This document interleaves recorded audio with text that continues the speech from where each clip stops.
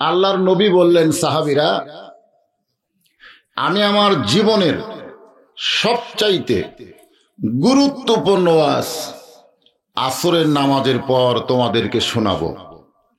খুব খেয়াল করবেন। আপনারা বলেন তো, রাসূলের জীবনের প্রত্যেকটা কথার গুরুত্ব আছে না নাই? কারণ আমাদের নবী কোনো ফাও কথা বলেন নাই। ফাও কথা বলছেন, যার দলিল আল্লাহ কোরআনে দিয়েছেন, মা ইয়ান্তিকু আনিল হাওয়া ইন হুয়া ইল্লা ওয়াহয়ুহা।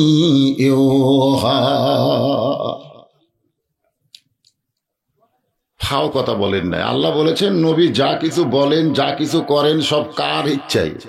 আরো জোরে বলেন। তাহলে নবীর জীবনের প্রত্যেকটি কথার গুরুত্ব আছে না নাই? আছে। আমার কথার দিকে খেয়াল করেন। আবার কি দেখতেছে? আরো নেতার আসবে। যত নেতায় আসুক, বক্তার ওয়াজের পরে, আগে না।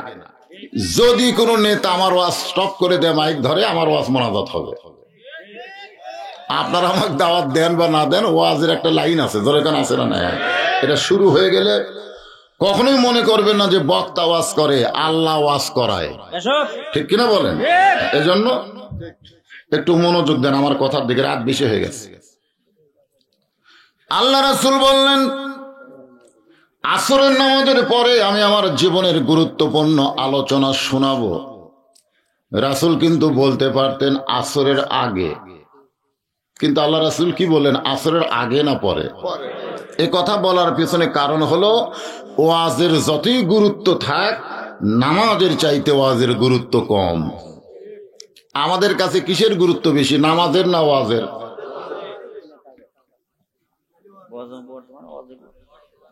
এখানে অনেক আল্লাহর বান্দা আছে। আমি কিন্তু আয়াতটা তেলাওয়াত করেছি, ফাদখুলি ফি ইবাদি ওয়াদখুলি জান্নাতি। যারা এখনো মাগরিব এশার নামাজ পড়েনি, এরকম নাই? আবার এমন আল্লাহর বান্দা আছে, বক্তা যতই ওয়াজ করুক, ফজরের নামাজ পড়বে না। আল্লাহ রাসূল যদি বলতেন, আমি আসরের আগে আমার জীবনের সবচাইতে গুরুত্বপূর্ণ ওয়াজ শোনাবো, এই কথা কি বলছেন? কি বলছেন? আসরের পরে। তার মানে বোঝা গেল নামাজের চাইতে ওয়াজের গুরুত্ব কম না বেশি? সবাই জবান খুলে বলেন, কম না বেশি? প্রত্যেকটা সাহাবী আল্লাহর নবীর ওয়াজ শোনার জন্য আগ্রহ। কখন আসরের আজান হবে? নামাজের জন্য না ওয়াজের জন্য? না, ওয়াজের জন্য। কারণ রাসূল বলেছেন, আমার জীবনের সবচাইতে গুরুত্বপূর্ণ ওয়াজ। খুব খেয়াল করবেন, আল্লাহ রাসূলের জীবনটা আপনারা পড়েছেন? আল্লাহ রাসূলের গোটা জীবনের কোনো গুরুত্ব নেই। আল্লাহ রাসূলের 40 বছরের জীবনের কোনো গুরুত্ব নাই। গুরুত্ব হয়েছে নবুয়ত পাওয়ার পরে 23 বছর। জোরে কর, কয় বছর? আজকে আমাদের বাংলাদেশে আশিকে রাসূল নামে কিছু লোক আছে, যারা নবীর 40 বছরের গুরুত্ব দেয়, 23-এর কোনো গুরুত্ব নেই। নবীর জন্মদিনকে তারা ঈদে মিলাদুন নবী বানায়। জোরে কোন কথা ঠিক কিনা? অথচ জানি না নবী কোন দিনে জন্ম নিছে। নবী 12 তারিখে দুনিয়া থেকে বিদায় নিছে রবিউল আউয়াল মাসের, কিন্তু কয় তারিখে জন্ম নিছে এ ব্যাপারে কোনো সহিহ রিওয়ায়াত নাই। কেন নাই? কারণ নবী যখন জন্ম নিয়েছে, তখন নবী যে এত বড় নবী হবে এটা কেউ জানতই না। আর জন্ম নেওয়ার আগে বাপ মরে গেছে, সবাই মনে করছে পেটে থাকতে যে বাপ খাচ্ছে, আবার কি সন্তান, বুঝতেছেন না? গুরুত্ব কম না বেশি? তার ভিতরে আবার ইতিম, অনাথ, গরিব। আসরের নামাজের আজান দিলেন হযরত বেলাল ইবনে রেবা, পৃথিবীর শ্রেষ্ঠ মুয়াজ্জিন। দুনিয়ার কোন মুয়াজ্জিন আজান দিলে সে আজানটা মুসল্লির কান পর্যন্ত যায়, আর হযরত বেলাল যখন আজান দিবে, ওই আজান আল্লাহর আরশ পর্যন্ত পৌঁছায়। আপনারা বলেন তো, আমাদের আজান, আমাদের মুয়াজ্জিনের আজান আর হযরত বেলালের আজান কম বেশি কেন?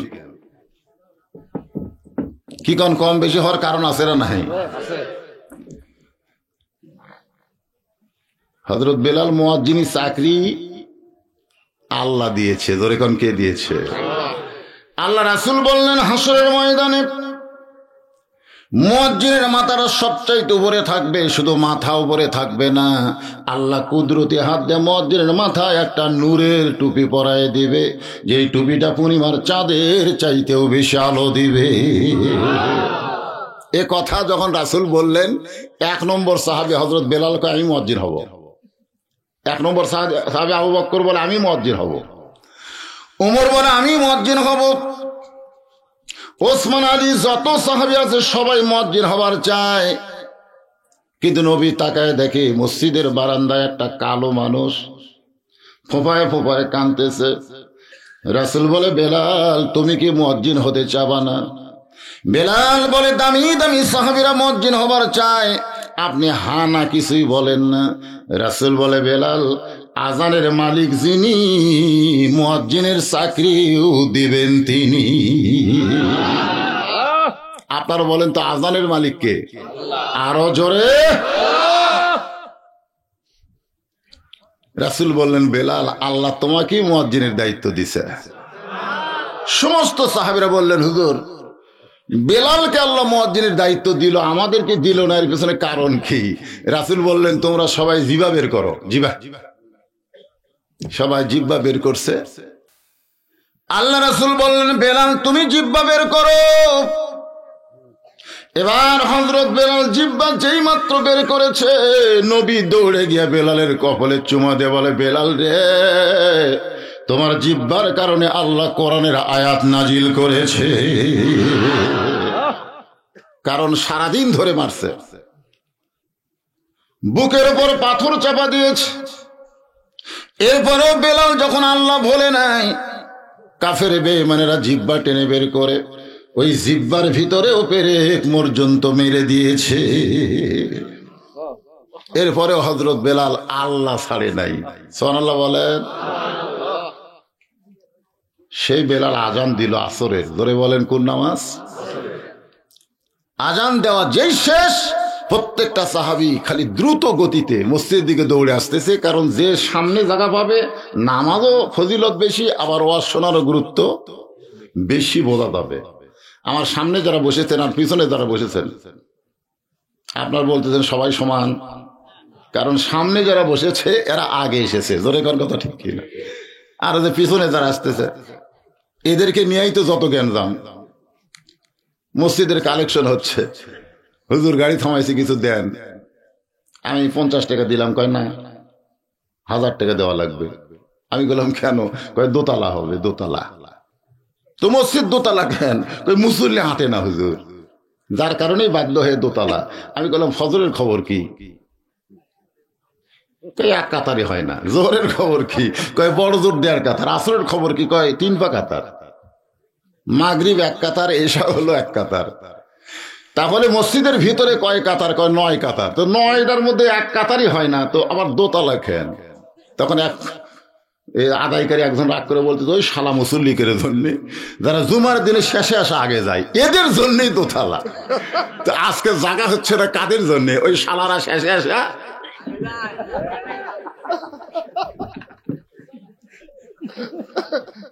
আসে শেষে আবার যাবে আগে। যাওয়ার সময় বলবে আজকে বদরশীদের অসাটতিছে না রে, আর সাটতিছে না রে। এ দরজাত কারা খাড়ায় আছেন? বসেন বসেন, আল্লাহর রাস্তায় বসেন।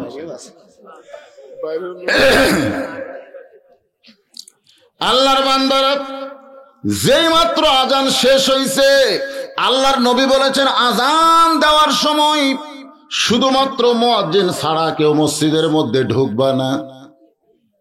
আজান দেওয়ার সময় মসজিদের মধ্যে মুয়াজ্জিন ছাড়া কেউ যদি ঢোকে তাহলে তার নামাজ হবে, কিন্তু মসজিদে ঢোকার সওয়াব থেকে সে বঞ্চিত হবে। মসজিদে ঢোকার কিন্তু একটা সওয়াব আছে, আছে না নাই?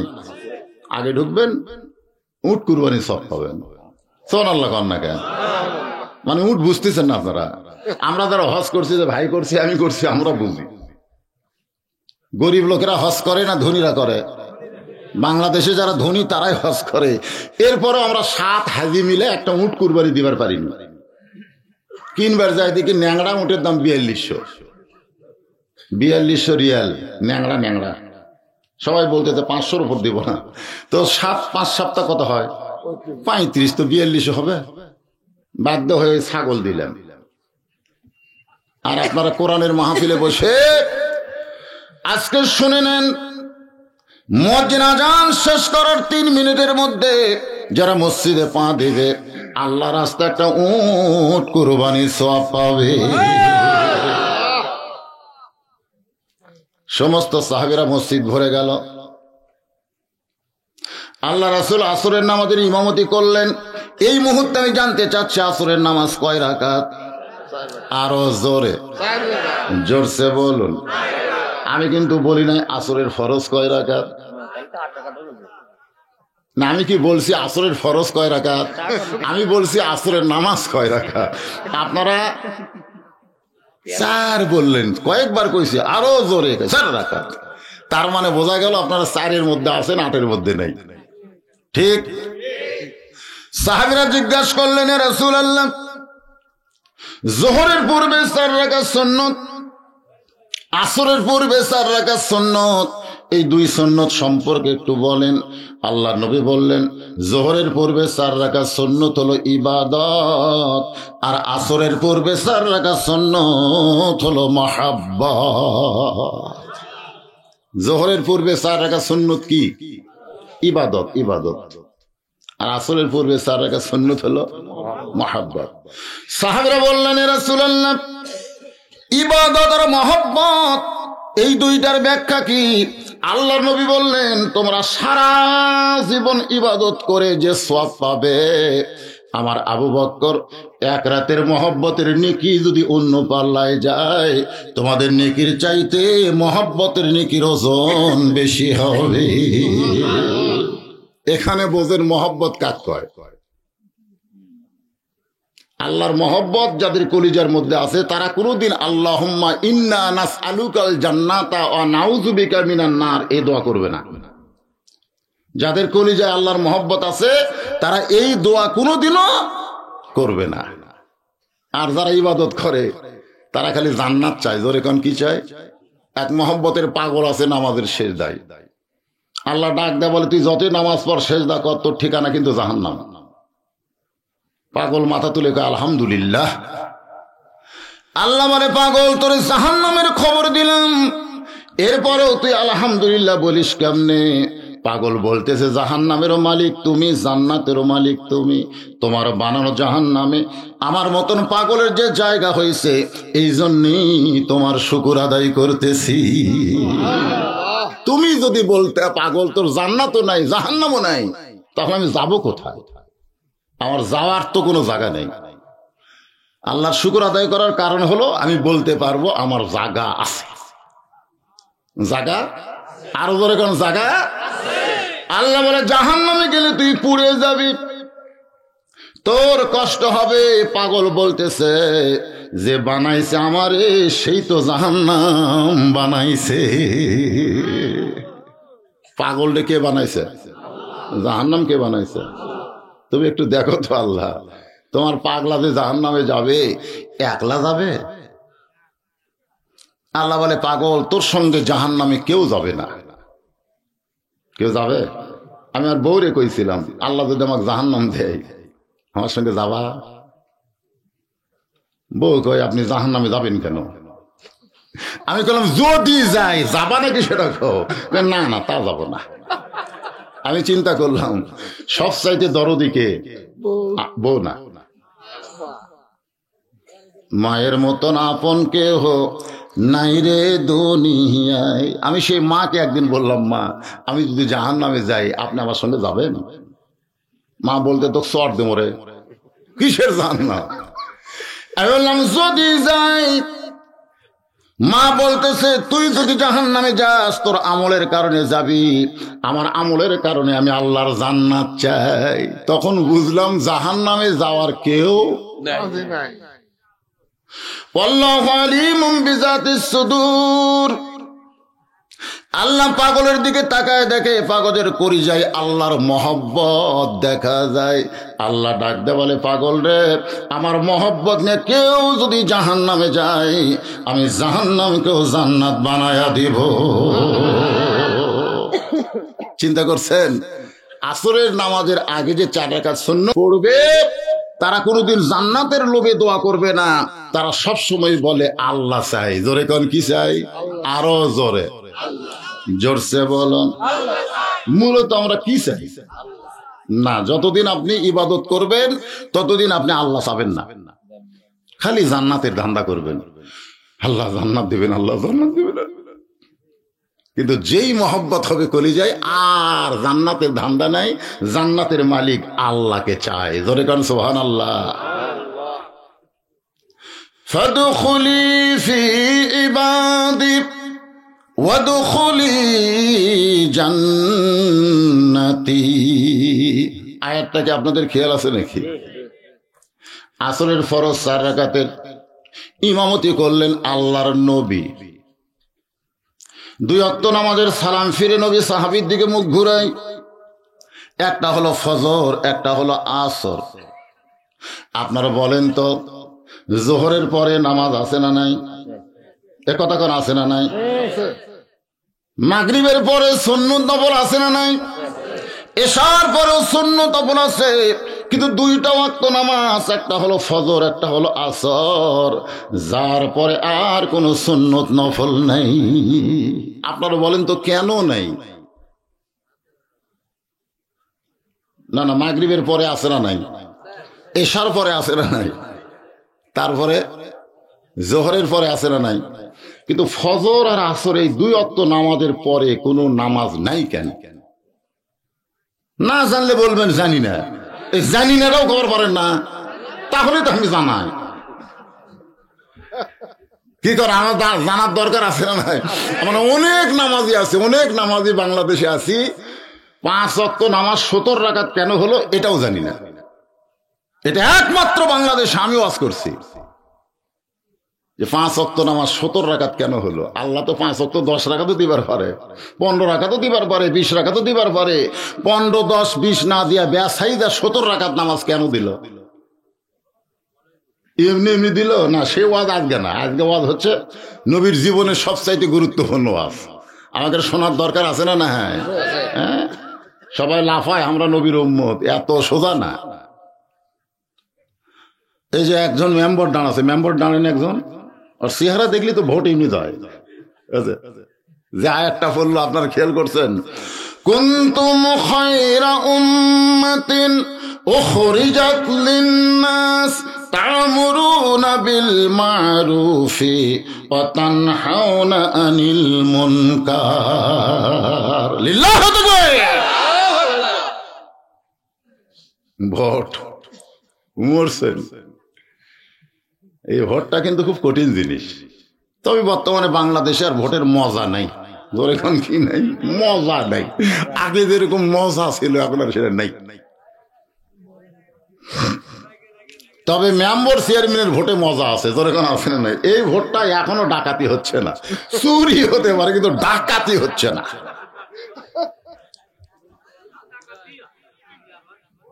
আপনারা মনে করেন না যে হুজুর খালি কোরআন হাদিসের ওয়াজ করবে, আর ফাঁকে ফাঁকে কিছুটা তাফসিরও আছে, যখন আছে না না?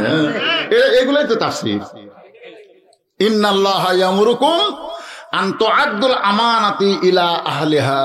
আল্লাহ বলেছেন, তোমাকে আমি অর্ডার করেছি, তোমাকে যে আমানত দেওয়া হয়েছে সে আমানতটা যথাস্থানে প্রয়োগ করো। যথাস্থানে মারো। ওয়াজগুলো এক জায়গায় মারবেন। ভোটের কথা আপনার মনে করছেন কোরআনত নাই? এ কথা কোন আছে না? সবাই সালাম দিবে, সবাই ভোট চাবে, কিন্তু আল্লাহ আপনাকে চোখ দিছে, বিবেক দিছে, দেখে শুনে। কি কোন দেখে শুনে? মাথায় টুপি, মুকুট, দাড়ি, পরনে যুগ দেয়, উই যাবি মেম্বার। আমি তো জানি ওর এমপি যাওয়া দরকার, তারপরে ভোট পাবি না, জনগণ দিবি না। আমি দোয়া করি ও যেন পায়। সবাই বলেন আমিন। আমার জন্য একটা দোয়া করা ওয়াজিব হয়ে গেছে, তাই দোয়া করলাম আর কি।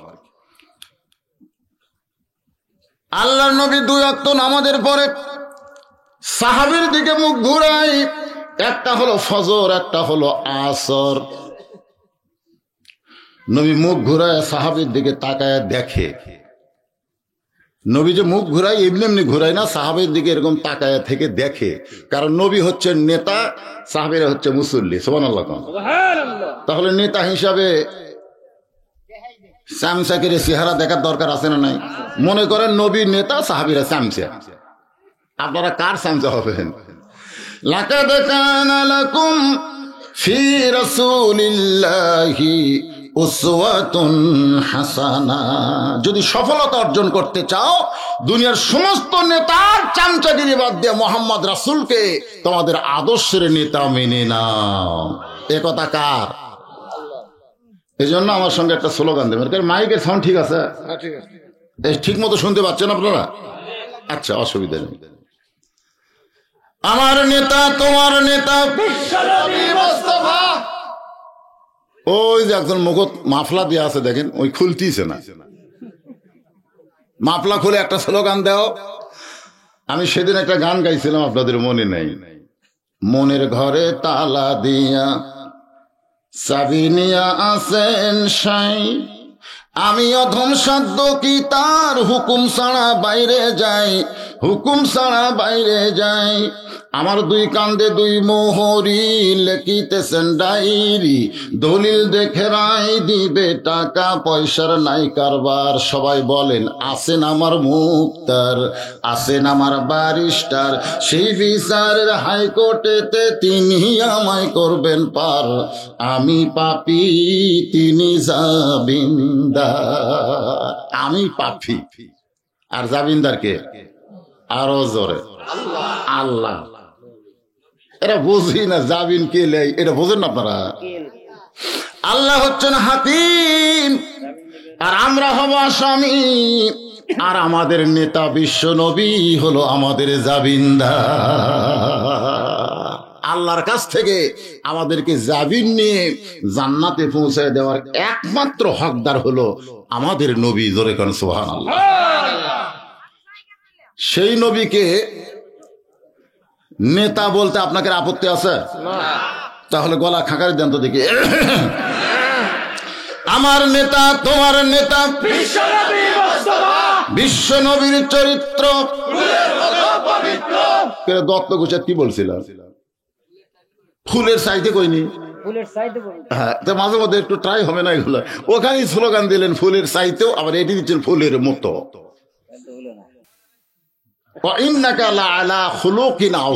আল্লাহ বলেছে আমার নবীর চরিত্র হলো আজিম। আজিম একটা আল্লাহর নাম। ধরে কোন কথা ঠিক কিনা? আল্লাহ 99টা নামের মধ্যে আজিম আছে না নাই? তাহলে দেখেন নবীর চরিত্র এত বড়, যেখানে অন্য কারো চরিত্রের সঙ্গে অন্য কারোর সঙ্গে তুলনা দেওয়া যাবে। এই স্লোগান দিলেই ওয়াজ শুরু হবে ইনশাল্লাহ। সাইজ মতো দিবেন। আমি যে বলো আমার নবীর চরিত্র আপনার ফুলের চাইতেও পবিত্র, আমার নবীর চরিত্র ফুলের চাইতেও পবিত্র। আলহামদুলিল্লাহ। কিছুক্ষণ পরে নবী দাঁড়িয়ে গেলেন। হযরত আবু বকর বললেন, রাসূলুল্লাহ, আসরের নামাজের পরে জীবনের সবচাইতে গুরুত্বপূর্ণ ওয়াজ শোনাবেন। হুজুর আপনি মেম্বরে বসেন, আমরা আপনার ওয়াজ শুনতে চাই। রাসূল বললেন, সাহাবীরা রে, আজকের ওয়াজ এত গুরুত্বপূর্ণ যেটা বসে বলা যাবে না। আমি নবী দাঁড়ায়া তোমাদেরকে দেখাতে চাই। সাহাবীদের আগ্রহ বাড়ল না কমলো? এতক্ষণ কিন্তু শোনার চিন্তাই ছিল যে নবীর জীবনের শ্রেষ্ঠ ওয়াজ শোনাবে, কিন্তু এই মুহূর্তে বলল দেখাতে চাই। আপনারা কি সারা জীবন ওয়াজ শুনবেন না দেখবেন? না, আমাদের বাংলাদেশে দেখার পজিশন এখনো হয়নি। খালি শোনো, খালি শোনো। কোন বক্তা কোন ঢঙ্গে ওয়াজ করে শুনে আসি। যেরকম ঠিক কিনা? এই অবস্থা। আল্লাহ কিন্তু বলেছে সামিনা ওয়া তাআনা, শুনতে হবে গ্রহণ করার নিয়তে। আল্লাহ নবী দাঁড়িয়ে গেলেন। সাহাবীরা বললেন, ইয়া রাসূলুল্লাহ, জীবনের শ্রেষ্ঠ ওয়াজ শোনাবেন, এখন ওয়াজটা দেখাবার চান। রাসূল বললেন, একটু ধৈর্য ধরো। এই বলে নবী মেহরাবের মধ্যে ঢুকতেছেন। খুব খেয়াল করবেন, নামাজ পড়েছেন মেহরাবের বাহিরে, তার মানে গোটা শরীর না। আপনি যখন ইমামতি করবেন আপনি যেন গোটা দেহ মেহরাবের মধ্যে না যায়, কারণ মেহরাব মসজিদের অংশ কিন্তু মসজিদ না। খুব খেয়াল করবেন, এই ফতোয়াটা জানা দরকার। ইমাম যদি পুরোপুরি মেহরাবের মধ্যে ঢুকে যায় তাহলে জামাত মাকরু হয়। আপনারা কি মাকরু নামাজ পড়বেন? তাহলে ইমাম কি করা লাগবে? পায়ের আর্ধেক মসজিদের মধ্যে আর্ধেক মেহরাবের মধ্যে রাখতে হবে। মেহরাব মসজিদ নয়, তবে মসজিদের অংশ। আমার এই হাত কিন্তু দেহ না। হাত কি দেহ? এটা একটা দেহের অংশ। মসজিদের বারান্দা কিন্তু মসজিদ নয়, মসজিদের অংশ। এখন হয়তো বলবেন হুজুর মেহরাব কেন তৈরি হলো? মেহরাব কিন্তু আগে তৈরি হয় নাই, বদর যুদ্ধের আগে রাসূল মেহরাব বানাইলো। জোরে কোন সুবহানাল্লাহ। বদর যুদ্ধ আগে মেহরাব ছিল না। এই মেহরাবটা হলো অস্ত্র রাখার জায়গা। যখন আল্লাহ তাআলা আয়াত নাজিল করলেন, ইয়া আইয়ুহান নাবিয়্যু হারজিল মুমিনিনা আলাল কিতাল। খুব খেয়াল করবেন, নবীকে লক্ষ্য করে আল্লাহ বলতেছেন, ইয়া আইয়ুহান নাবিয়্যু হারজিল মুমিনিনা আলাল কিতাল। হে রাসূল, আপনার পিছনে যারা মুসল্লি তাদেরকে শুধু নামাজের শিক্ষা দিলে হবে না, তাদেরকে স্ট্যান্ডিং আর্মি করে গড়ে তুলতে হবে। খালি মুসল্লি হয়ে কাম আছে? আজকে কোরআনের মাহফিল অনুমতি দেয় না, আমরা নাউজুবিল্লাহ কয়ে শেষ করি। জোরে কোন কথা ঠিক কিনা? নাউজুবিল্লাহ। অনুমতি দিল না, নাউজুবিল্লাহ। আইজুল হক জিহাদি উৎপাত দিল না, নাউজুবিল্লাহ। এই নাউজুবিল্লাহ বলে শেষ করা যাবে না। যদি মুসল্লিরা আর্মি ট্রেনিং নিত, যেই থানা থেকে অনুমতি দিবে না সে থানা ঘেরাও হতো। জোরে কোন কথা ঠিক কিনা? কিন্তু খালি নাউজুবিল্লাহ। এত নাউজুবিল্লাহ দিয়ে অন্যায় দূর করতে পারবেন? মেহরাবটা হলো অস্ত্র রাখার জায়গা। আল্লাহ নবী মেহরাবের মধ্যে ঢুকলেন, মেহরাবের ভিতর থেকে নবী একটা ধূসর বরণ থলিয়া বের করলেন। থলিয়া মানে ব্যাগ। জোরে কোন থলিয়া মানে কি? সাহাবীরা তাকায় দেখে রাসূলের হাতে একটা ব্যাগ দেখা যায়। আল্লাহ নবী ওই ব্যাগের ভিতর থেকে একটা জিনিস টেনে টেনে বের করতেছেন। জিনিসটার কিছুই না, জিনিসটা হলো আল্লাহর নবীর পরনের একটা জুব্বা। কিছুই না, একটা জুব্বা। ওসমান গনি বললেন, ইয়া রাসূলুল্লাহ, আপনার পরনে কত জুব্বা আমরা দেখছি। হুজুর, এই জুব্বা দেখানোর মধ্যে জীবনের শ্রেষ্ঠ গুরুত্বপূর্ণ ওয়াজটা কি একটু বলেন। আল্লাহ রাসূল বললেন, সাহাবীরা রে, যেই জুব্বা আমি বের করেছি থলিয়ার ভিতর থেকে, এই জুব্বা দুনিয়ার সাধারণ কোনো জুব্বা নয়। এই জুব্বা পরে আমি ঘুমিয়েছিলাম কাবার পাশে। এই জুব্বা পরা অবস্থায় ফেরেশতা জিবরাইল আমাকে ঘুম থেকে চেতন করেছে। এই জুব্বা পরা অবস্থায় জমজমের কুফেরে পানি দিয়ে আমি ওযু করেছি। এই জুব্বা পরে বুরাকের পিঠে চড়ে বাইতুল মুকাদ্দাসে গেছি। এই জুব্বা পরা অবস্থায় সমস্ত নবী রাসূলের ইমামতি করেছি। যেই জুব্বা দেখতেছ, এই জুব্বা পরা অবস্থায় আমি রাসূল বাইতুল মুকাদ্দাস নাম শুনছেন? সমস্ত নবী রাসূলের ইমামতি করেছে আমাদের নবী। সুবহানাল্লাহ বলেন। এই জন্য আমাদের নবীর একটা ডিগ্রি কি? ইমামুল আইম্মা, ইমামুল মুরসালিন। সমস্ত নবীদের ইমাম, সমস্ত রাসূলদের ইমাম। ধরে কোন সুবহানাল্লাহ। এই জুব্বা পরা অবস্থায় আমি 7 আসমান পাড়ি দিয়েছি। এই জুব্বা পরা অবস্থায় আমি আরশের মধ্যে ঢুকেছি। এই জুব্বা পরে আল্লাহর সঙ্গে আমার মেরাজ হয়েছে। যে জুব্বা তোমরা দেখতেছ, এই জুব্বা পরা অবস্থায় আল্লাহর সামনে যখন বসে গেলাম, হয়তো বলবেন হুজুর আল্লাহর নবী কি সরাসরি মেরাজে আল্লাহকে দেখছে নাকি? হাদিস শরীফের মধ্যে রাসূল বলেছেন, এভাবে হাতটা বাঁকা করে তোমরা দেখো তো এটা কি? বলে হুজুর এটা ধনুকের মতন দেখা যায়। রাসূল বললেন, এক পাশে আমি আর এক পাশে আমার মাওলা ছিল। আমার আল্লাহ তাআলার কুদরতি হাত এই জুব্বার উপরে পড়েছে। সুবহানাল্লাহ বলেন। এই জুব্বা পরে বাইতুল মামুরের ভিতরে আমি সমস্ত ফেরেশতাদের ইমামতি করেছি। সুবহানাল্লাহ কোন। এই জুব্বা পরা অবস্থায় আল্লাহ আমাকে 5 ওয়াক্ত নামাজ দিয়েছে। এই জুব্বা পরে আমি যখন দুনিয়াতে আবার ফেরত আসলাম, আর কোনোদিন জুব্বাখানা পরি নাই। এই জুব্বাটা আমি যত্ন করে রাইখা দিয়েছি, এই জুব্বাটা আমি যত্ন করে রাইখা দিয়েছি।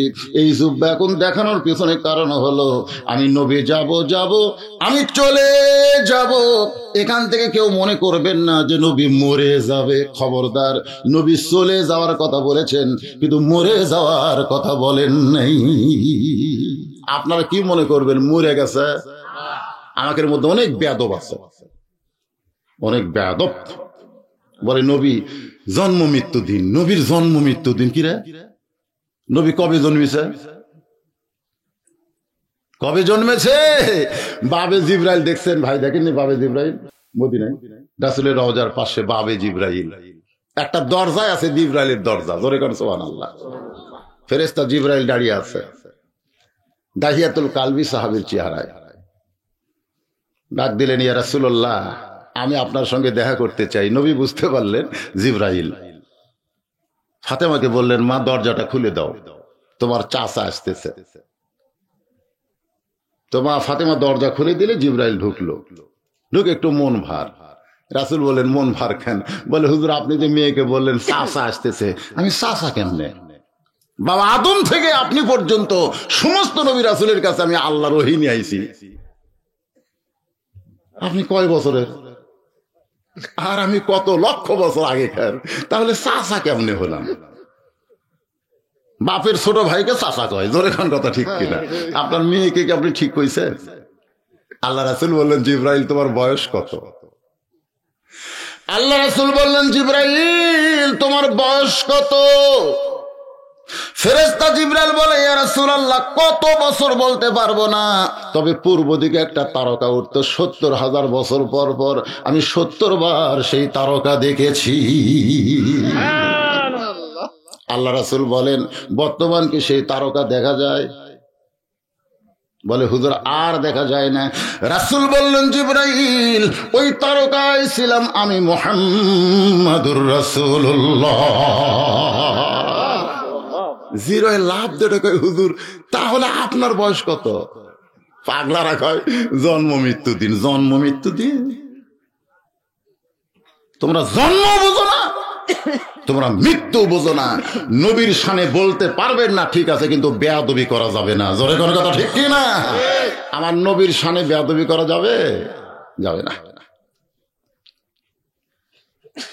একটু মনোযোগ দিয়ে শুনবেন। রাসূল বললেন, সাহাবীরা আমি চলে যাব, এত দামি জুব্বা নিয়ে আমি যাব না। এই জুব্বা তোমাদের ভিতরে কাউরে না কাউরে আমি দিয়ে যাব। সমস্ত সাহাবী জুব্বার দিকে তাকায় আর নিজের দিকে তাকায়, চিন্তা করতেছে এই জুব্বা নবী কাকে দিবে? কোন সাহাবী এই দামি জুব্বাখানা পাবে? প্রত্যেকটা সাহাবী জুব্বার দিকে তাকায় আর নিজের দিকে তাকায়, আমি কি পাওয়ার যোগ্য কিনা? নবীর পাশেই বসেছিলেন 1 নম্বর। জোরে কোন কয় নম্বর? চোখ বন্ধ করে মনে মনে চিন্তা করে, এই জুব্বা বুঝে আমি পাই। বুঝি পুরাপুরি না, মনের মধ্যে একটা চিন্তা, এই জুব্বা বুঝে আমি পাই। কারণ আল্লাহর নবী বলেছেন, আল্লাহর পরে এই দুনিয়াতে কেউ যদি আমার দোস্ত থাকে, সে দোস্তের নাম হলো আবু বকর। সাহাবীরা বললেন, ইয়া রাসূলুল্লাহ আল্লাহর পরে আবু বকর আপনার দোস্ত কেমনে হয়? আল্লাহ রাসূল বললেন, কোন একদিন বলেছিলাম গভীর রাত্রে মক্কা ছেড়ে মদিনায় হিজরত করা লাগবে, আমি নবী তোমাকে সঙ্গে করে মদিনায় যাব। এই কথা বলার কয়েক মাস পরে একদিন গভীর রাতে আবু বকরের দরজায় ঠোকা দিলাম, সঙ্গে সঙ্গে দরজা খুলে গেল। নবী চমকে বলে, আবু বকর এই গভীর রাত্রে তোমার দরজা আমি আসবো, তুমি কি জানতে নাকি? ঠোকা মারলি কেমনে দরজা খুললে? আবু বকর বলে, রাসূলুল্লাহ ওই কয়েক মাস আগে বলেছিলেন একদিন গভীর রাত্রে আল্লাহ হুকুম দিলে আমাকে সঙ্গে করে আপনি মদিনায় যাবেন। সেদিন থেকে আজ পর্যন্ত কোন রাত্রিবেলা আবু বকর আমি ঘুমাই নাই, বরং সারা রাত দরজার কাছে দাঁড়িয়ে থাকি। রাসূল আসমানের দিকে তাকায় বলে, আল্লাহ এটা কে? যে মাসের পর মাস আমি আসার অপেক্ষায় দরজায় দাঁড়িয়ে থাকে, এটা কে গো আল্লাহ? আল্লাহ বলে, হাবিব আপনি যা বলবেন আমি সেইটাই কবুল করে নিব। নবী আবু বকরকে বুকের মধ্যে চেপে ধরে বললেন, আল্লাহ তোমার পরে কেউ যদি আমার আপন থাকে, বন্ধু থাকে, তার নাম হলো আবু বকর। আল্লাহ রাসূল বললেন, আমার সমস্ত সাহাবীর নেকি যদি এক পাল্লায় দেওয়া হয়, আবু বকরের এক রাতের নেকি, ওই গাড়ে সুরের নেকি যদি অন্য পাল্লায় দেওয়া হয়, সমস্ত উম্মতের চাইতে আবু বকরের নেকির ওজন বেশি হবে। সাহাবীরা বললেন, ইয়া রাসূলুল্লাহ, ওই গাড়ে সুর আবু বকর এমন কি করছে যেইটা করার কারণে সমস্ত উম্মতের নেকির চাইতে আবু বকর নেকির ওজন বেশি হবে? রাসূল বললেন, তোমরা কি শুনতে চাও? তাহলে শোনো। আমি দুর্বল হয়ে আবু বকর উরাতকে বালিশ বানায় যখন ঘুমায় গেছি, আমি নবী দুর্বল হয়ে আবু বকর উরাতকে বালিশ বানায় যখন ঘুমায় গেছি, এমন সময় আমার আবু বকর ঘুমাই নাই। জোরে কারণ সুবহানাল্লাহ।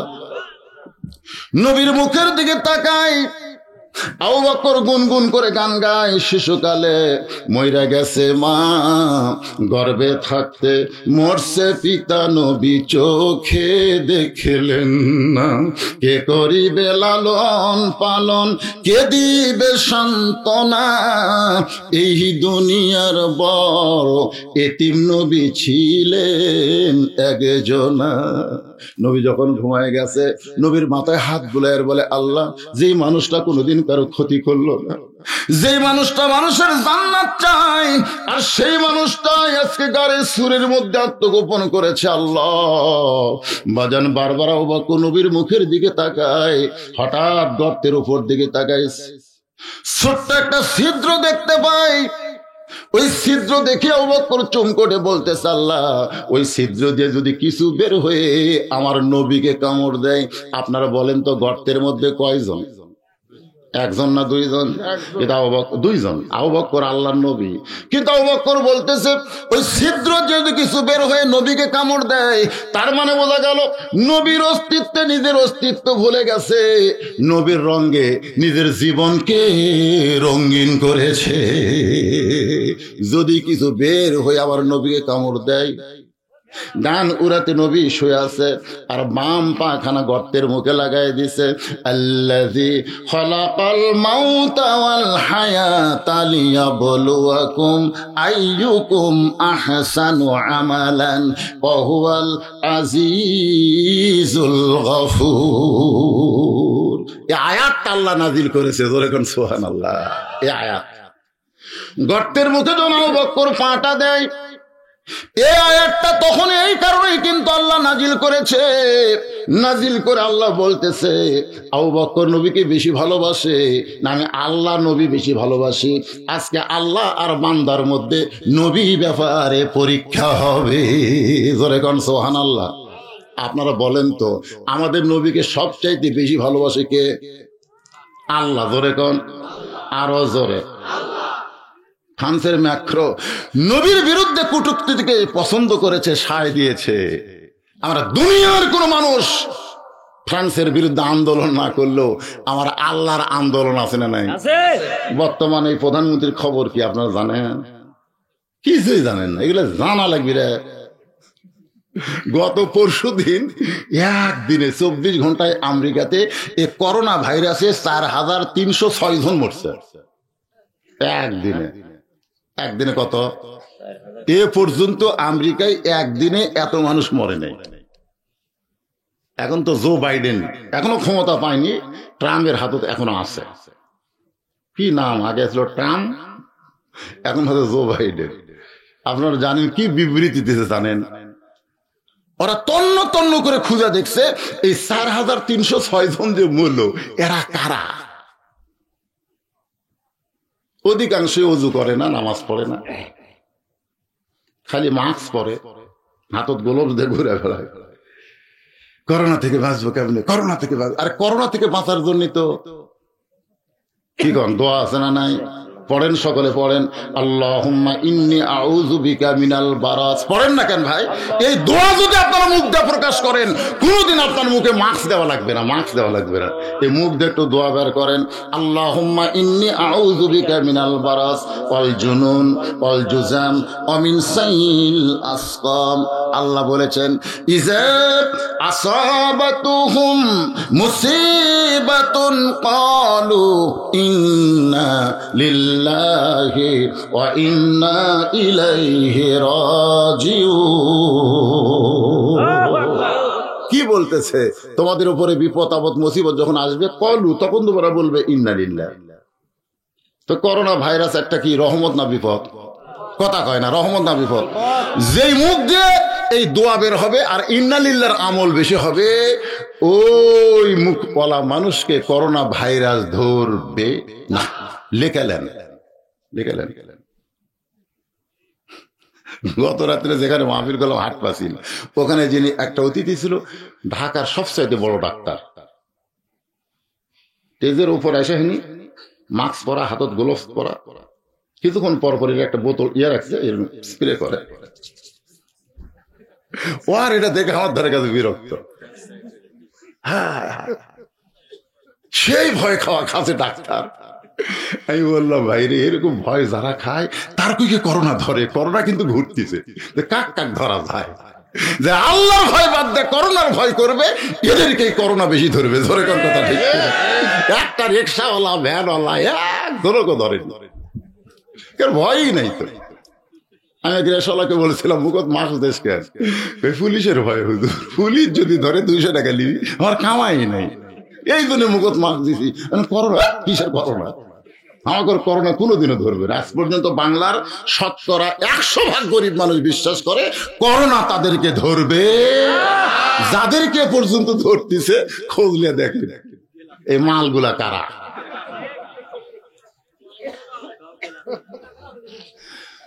একটু মনোযোগ দিয়ে শুনবেন। আল্লাহ ডাকতে বলে, রে বিষাক্ত সাপ, পাহাড়ের কোন জায়গায় ঘোরাফেরা করিস?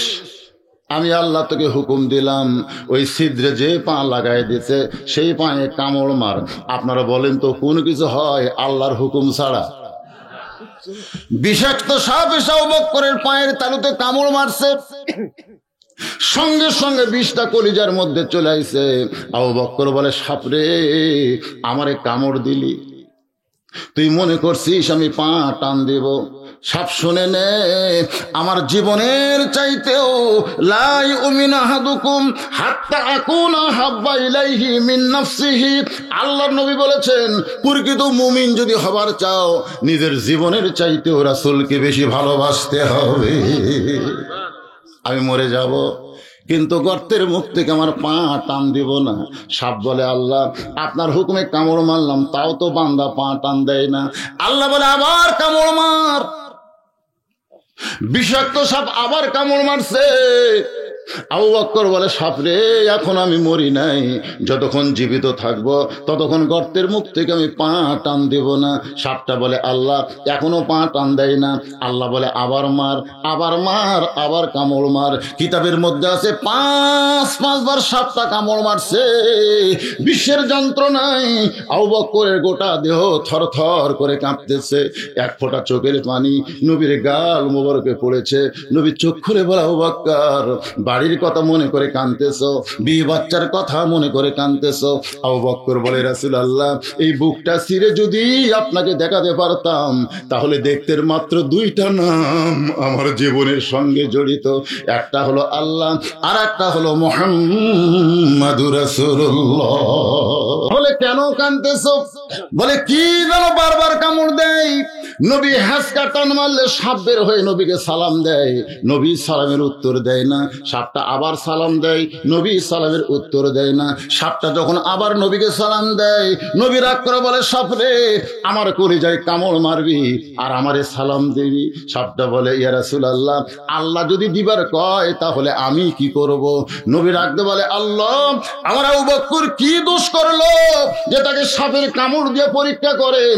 আল্লাহ ডাকতে বলে, হাবিব, আপনার আবু বকর পরীক্ষায় গোল্ডেন A+ পাইছে, আমি আল্লাহ তার প্রতি এত খুশি হয়েছি, আমার ইবাদতের কোনো দাম নাই, আপনার মহব্বতের দাম দিয়ে মিজানের পাল্লা সবার চাইতে ওজন বাড়াইয়া দিয়েছি।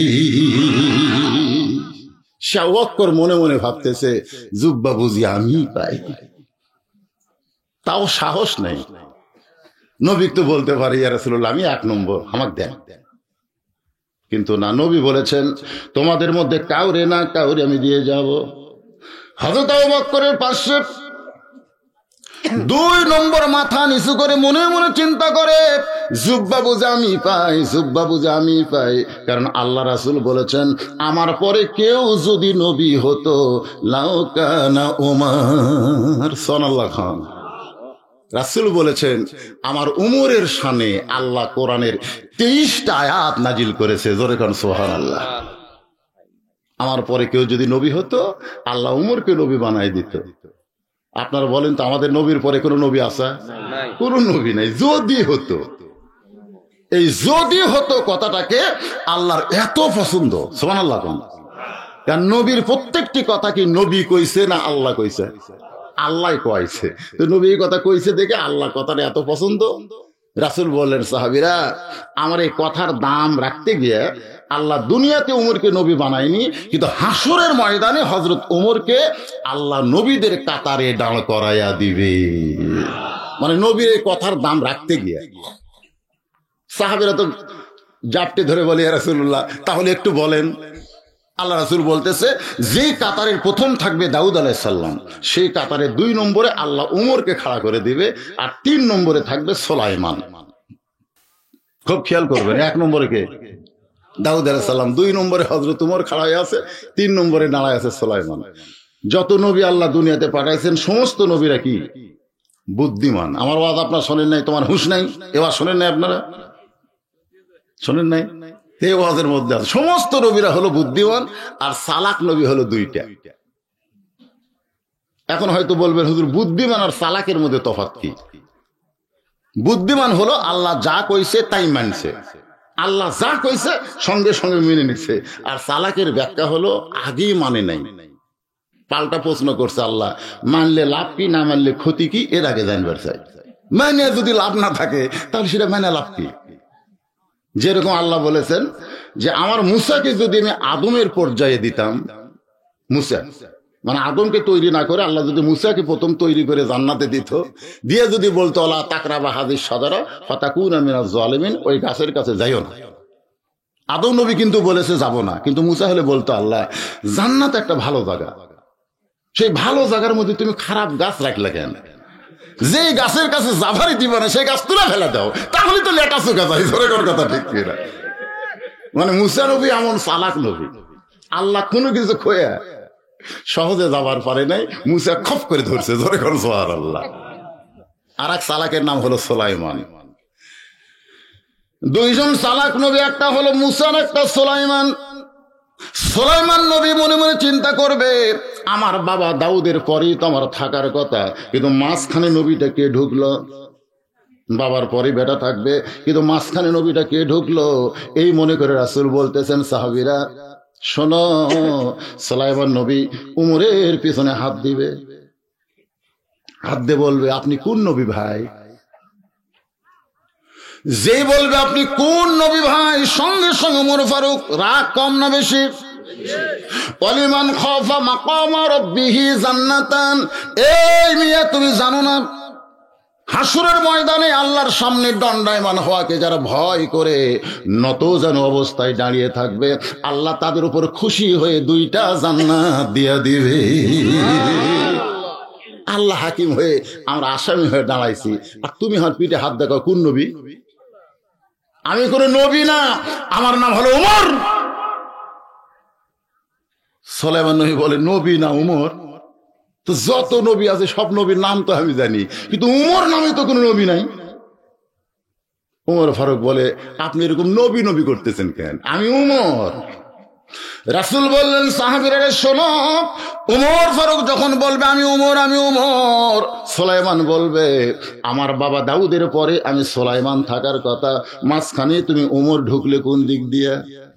ওমর ফারুক কানবার বলবে, ওগো আল্লাহ নবী সুলাইমান, এইটা যে নবীর কাতার আমি জানি না, আমি কেমনে নবীদের মাঝখানে ঢুকলাম, এত বড় বেয়াদবি কেমনে হলো, আল্লাহর রাস্তে আমাকে মাফ করবেন। রাসূল বলে এই কথা বলে ওমর যখন লাইন ছাড়বে, আল্লাহ ডাকতে বলে, ওমর, আমার দোস্ত নবী বলেছিল আমার পরে কেউ যদি নবী হতো লাউ কানা ওমর, আমি সেই নবীর কথার দাম রাখতে গিয়ে হাসরের ময়দানে তোমাকে নবীর কাতারে দাঁড় করাইছি, তুমি কাতার ছেড়ো না। ওমর বলবে, আল্লাহ নবীর কাতারে আমারে দাঁড় করায় তুমি নবীকে খুশি করতে পারো, কিন্তু আমি ওমর খুশি হতে পারলাম না। আল্লাহ বলবে, ওমর তুমি কেমনে খুশি হবে? ওমর ফারুক বললেন, নবী না হয়ে দুনিয়ার, না হয়ে ফেরেশতায় আল্লাহর, হয়েছি উম্মত আপনার, তার তরে শুকুর লক্ষবার। লিল্লাহি তাকবীর। ওমর ফারুক বলবেন, নবীর কাতারে দাঁড় করে আপনি আমাকে খুশি করতে পারবেন না, উম্মতে মুহাম্মাদের কাতারে আমি দাঁড়াবার চাই। সেই ওমর মনে মনে ভাবতেছে, জুব্বা বুঝি আমি পাই। ওমর ফারুকের পিছনে একজন বসে আছে, মাথা নিচু করে চোখ বন্ধ করে হিসাব করতেছে, জুব্বা বুঝি আমি পাই, কারণ আমি হইলাম রাসূলের ডবল জামাই। সুবহানাল্লাহ কন না কেন?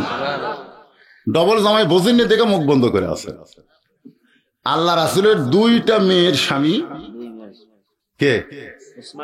যার একটা ডিগ্রি হয়েছে, দুই মেয়েকে বিয়ে করার জন্য একটা কি ডিগ্রি? কথা কয় না। এক বক্তা ওয়াজ করতেছে, ওসমান জিন্নুরাইন, ওসমান জিন্নুরাইন, ওসমান দুইটা নূরের অধিকারী। সুবহানাল্লাহ কোন? ওই বক্তা এবার বলতেছে, নবী মাটির তৈরি, ওসমান দুইটা নূরের অধিকারী, নবী মাটির তৈরি, ওসমান দুইটা নূরের অধিকারী। সবাই চিন্তা করে একই বক্তার মুখে দুই ওয়াজ,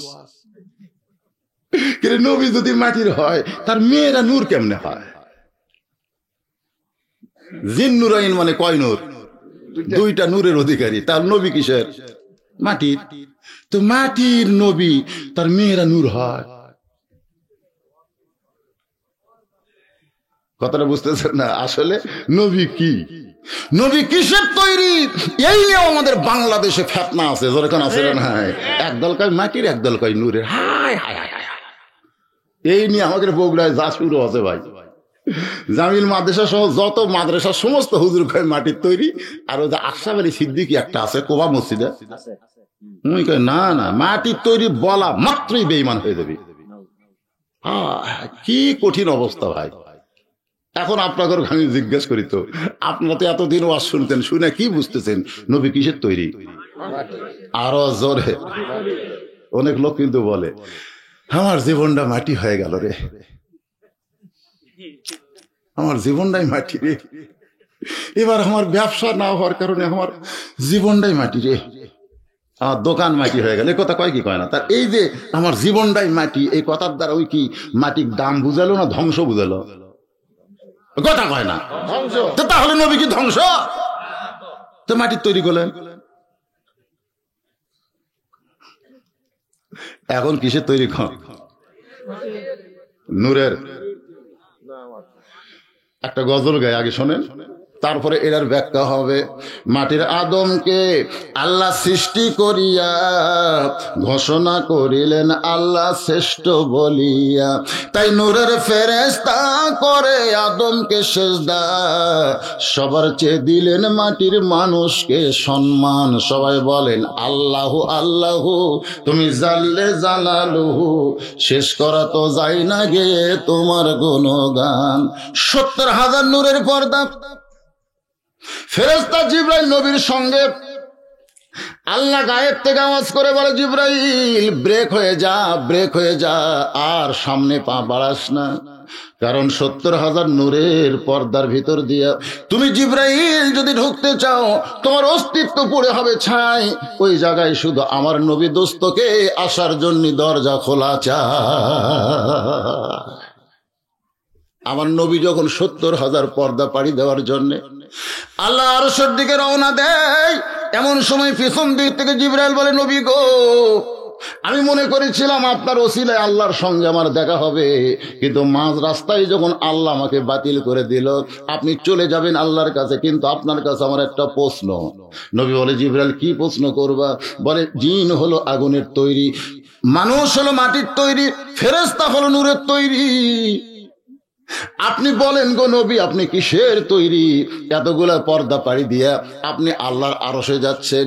নবী ডাকতে বলে, জিবরাইল, আমি কিসের তৈরি আমি বলতে পারবো না, যিনি আমাকে তৈরি করেছেন তিনি ভালো জানেন। জোরে কোন কথা ঠিক কি না?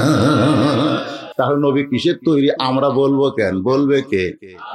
আরো জোরে, জোরসে বলুন। অনেক জায়গায় আল্লাহ বলেছেন সিরাজাম মুনিরা, অনেক জায়গায় আল্লাহ বলেছেন মাটি, অনেক জায়গায় বলেছেন নূর। বহু কথাই নবী সম্পর্কে বলা হয়েছে। আমরা সেই নবীকে নিয়ে তর্ক করব না, আমরা নবীর আদর্শকে বিনা তর্কে মেনে নিব। জোরে কোন কথা ঠিক কি না? কবরের মধ্যে প্রশ্ন হবে, আমার নাবিউকা, তোমার নবীকে। কখনোই প্রশ্ন করা হবে না তোমার নবী কিসের তৈরি, এই প্রশ্ন করা হবে না। প্রশ্ন করা হবে তোমার নবীকে। কেমনে এই প্রশ্নের উত্তর দিতে পারবো? একটু মনোযোগ দিয়ে ফাদখুলি ফি ইবাদি ওয়াদখুলি জান্নাতি, যে আয়াতটা পড়েছি, যার উপর আমি আলোচনা করতেছি। ওসমান গনি চোখ বন্ধ করে মনে মনে বলতেছে, জুব্বা বুঝে আমি পাই, জুব্বা বুঝে আমি পাই, কারণ আমি হলাম রাসূলের ডবল জামা। আল্লাহ রাসূল বলেছেন, আমার ওসমানকে তোমরা চিনো? চিনো? আমার ওসমান হলো জ্ঞানী। সাহাবীরা বললেন, ইয়া রাসূলুল্লাহ, আপনি কোরআনের আয়াত আমাদের শুনেন, আমরা শুনি। আল্লাহু গানিয়ুন ওয়া আনতুমুল ফুকারা, আল্লাহ হচ্ছে ধনী, বাদ বাকি সবাই ফকির। তাহলে আল্লাহ কি ধনী, আমরা কি? সবাই জবান খুলে বলেন, কে ভাই আমাদের মধ্যে কি অহংকার আছে নাকি? তাহলে আল্লাহ কি, আমরা কি? আরো জোরে, জোরসে বলুন। পুরুষগুলো যদি ফকির হয়, তাহলে পর্দার অন্তরালে যারা বসে আছে এরা কি? আরো জোরে, জোরসে বলুন। হচ্ছে না, হচ্ছে না, কি রাগ করছেন আপনারা? আচ্ছা, আমরা যদি মরদ মানুষ ফকির হয়, তাহলে ওরা কি সেটা বলা লাগবে না? জোরে কর, মেয়েরা কি? আরো জোরে, শেখ হাসিনা, খালেদা জিয়া।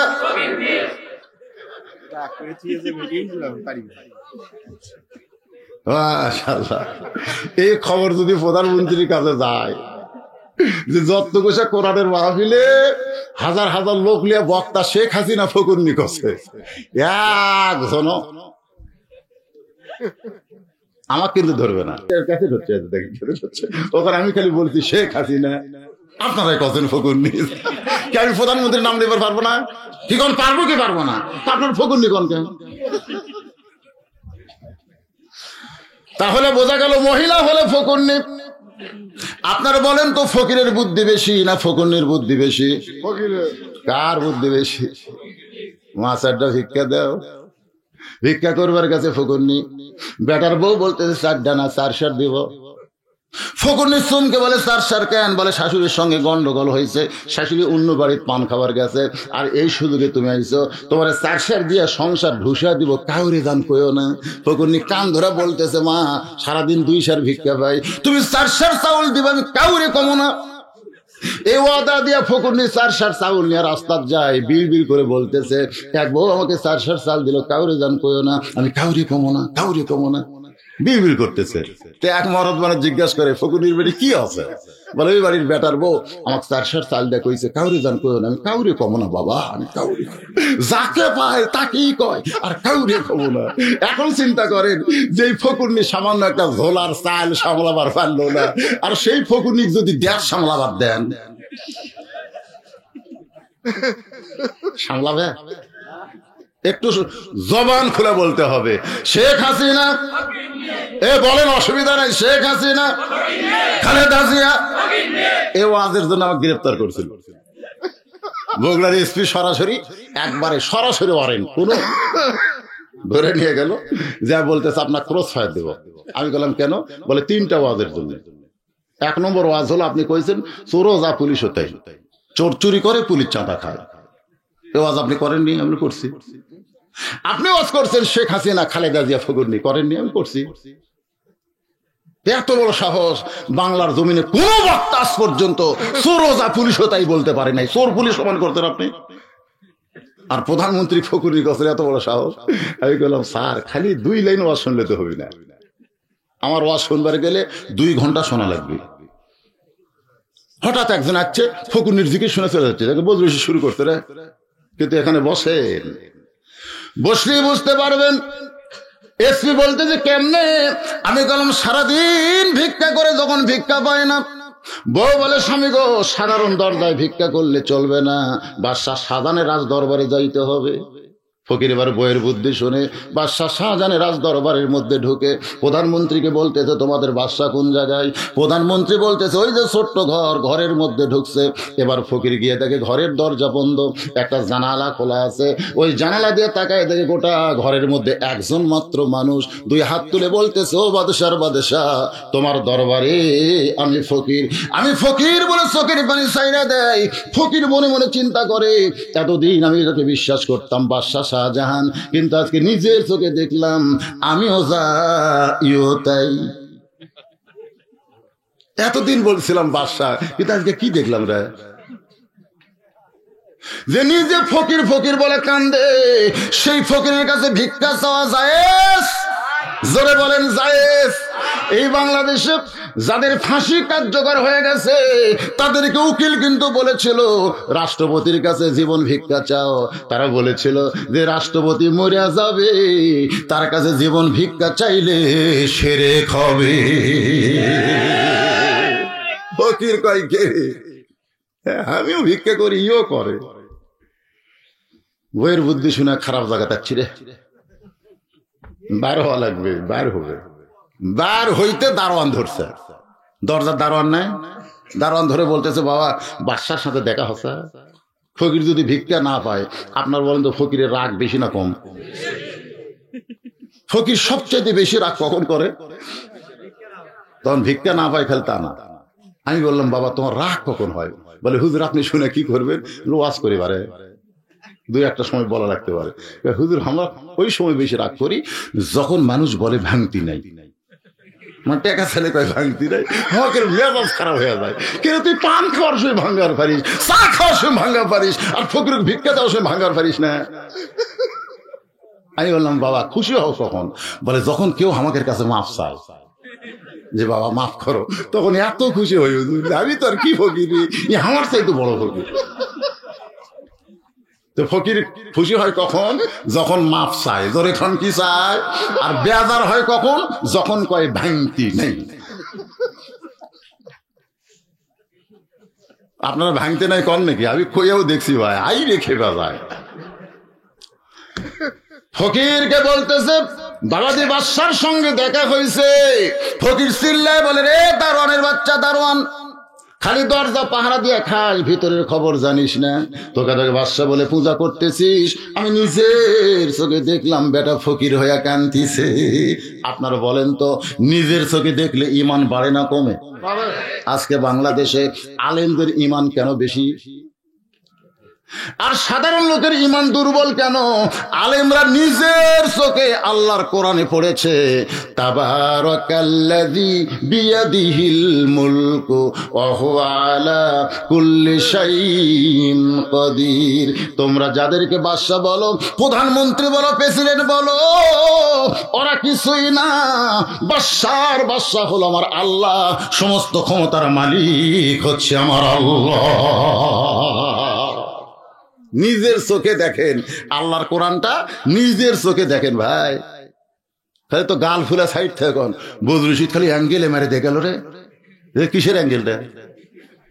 নিজের চোখে দেখো আল্লাহর কোরআনে আছে না নাই? জোরে কোন আছে না নাই? ফকির নিজের চোখে দেখছে, ইমান বেড়ে গেছে। দারোয়ান ডাক দে, এই খামাখা দরজা পাহারা দিয়ে লাভ নাই, ভিতরে মৌলবাদী ঢুকছে। এখনকার এক পুলিশ সুপার কুষ্টিয়ার এই শালা কছে আমরা নাকি মৌলবাদী, দেখছে দিচ্ছ বাবা। ওইখানে ফেসবুক খুলে দেখেন ওই যা খাচ্ছে বাবা।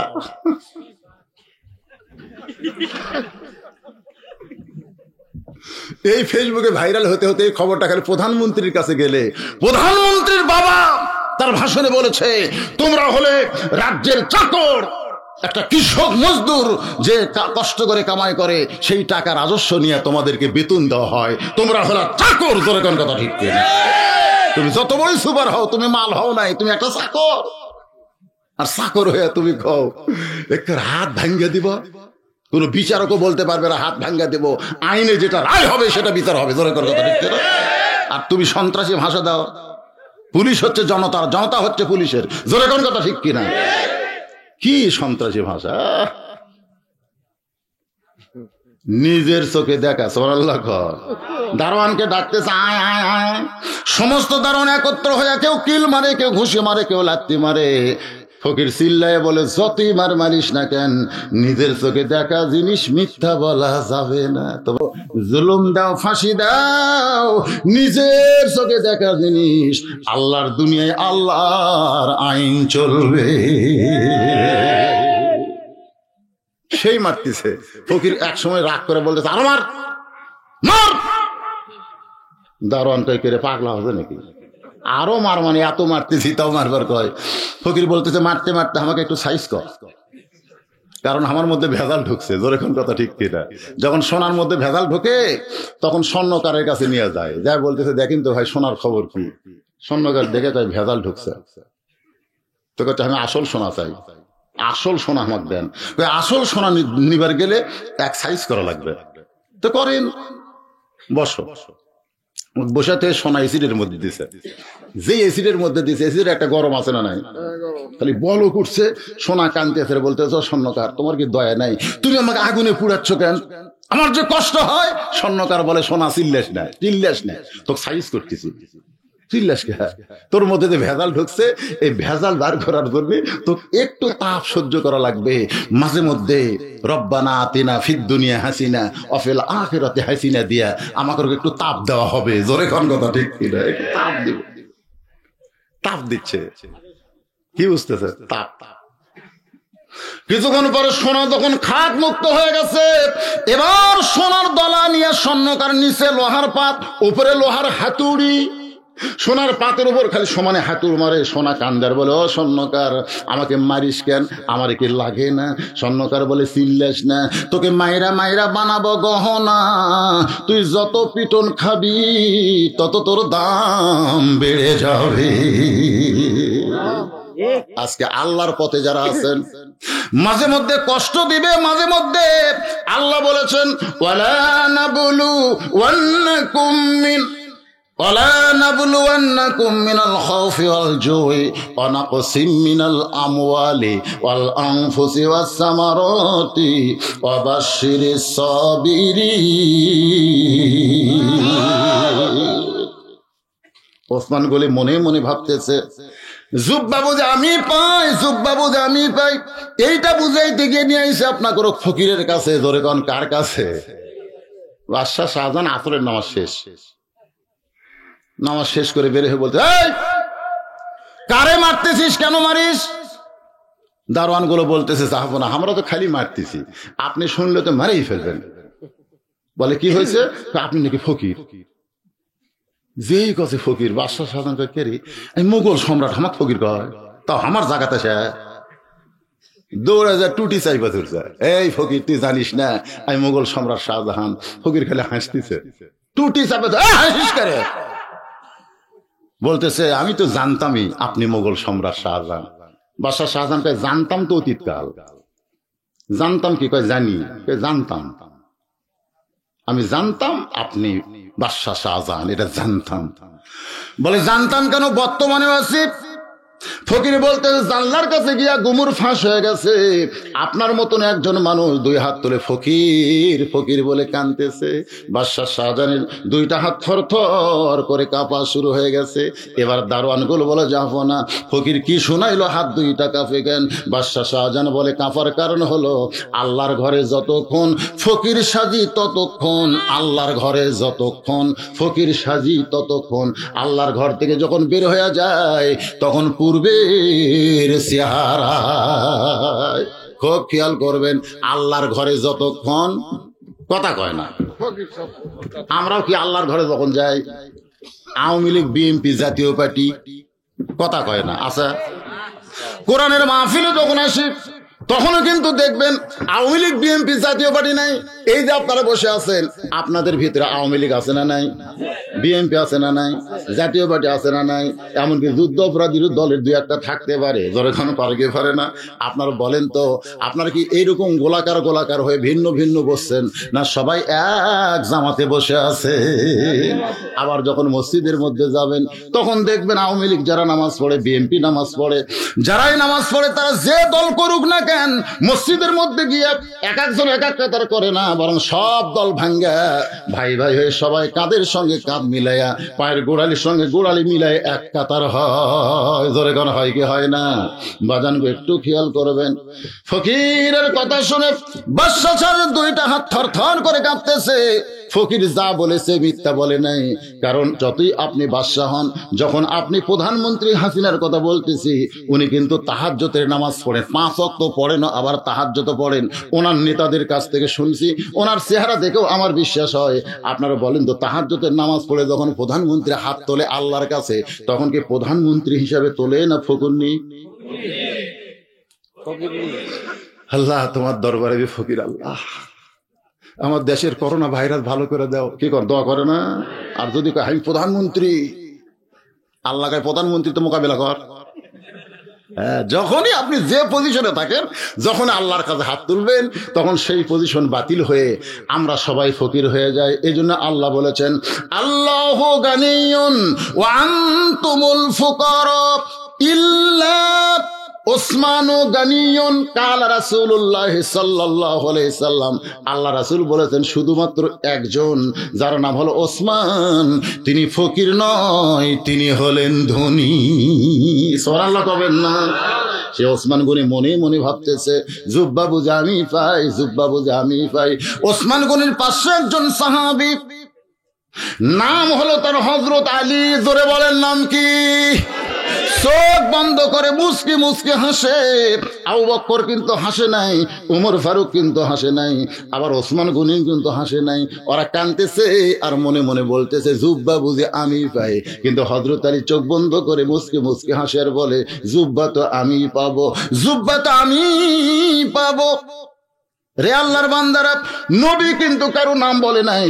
নবী শুধু বলেছেন আমি চলে যাব, ওই মেরাজের জুব্বা নিয়ে আমি যাব না, এটা তোমাদের মধ্যে কাউরে না কাউরে দেওয়া যাব। কিন্তু সবাই বলে আমি বুঝি পাই, কিন্তু হযরত আলীর ভিতরে কোনো বুঝি টুজি, মুসকি মুসকি হাসে। আপনারা বলেন তো কারণ কি? ফাদখুলি ফি ইবাদি, পড়েন, ফাদখুলি ফি ইবাদি ওয়াদখুলি জান্নাতি। যে আল্লাহর বান্দা হবে তার কোনো মৃত্যু হবে না, সে জায়গা পরিবর্তন করে জান্নাতে চলে যাবে। ওই যে হিন্দু একটা গায়ক আছিল, বারে নামটা খেয়াল হচ্ছে না, না নকুল বিশ্বাস, না হচ্ছে রথীন্দ্রনাথ রায়, নাম শুনছেন আপনারা? ওই একদিন একটা গান গাচ্ছে, গানটা আমার শুনে খুব ভালো লাগলো। গাবো এক লাইন, গাবো? হিন্দু যে, আরে হিন্দুকেরও গান রে। তোমার পঞ্চ আত্মা পঞ্চরুহু হিসাবেতে দেখা যায়, একেতে দুইয়েরই জনম, পরমাত্মার মরণ নাই। কে বলে মানুষ মরে, মানুষ মরিলে তবে বিচার হবে কার। এই গান শোনার পর আমি চিন্তা করলাম, এতদিন ধরে আমরা খালি করছি মূল্য রে মূল্য রে, কি কয়?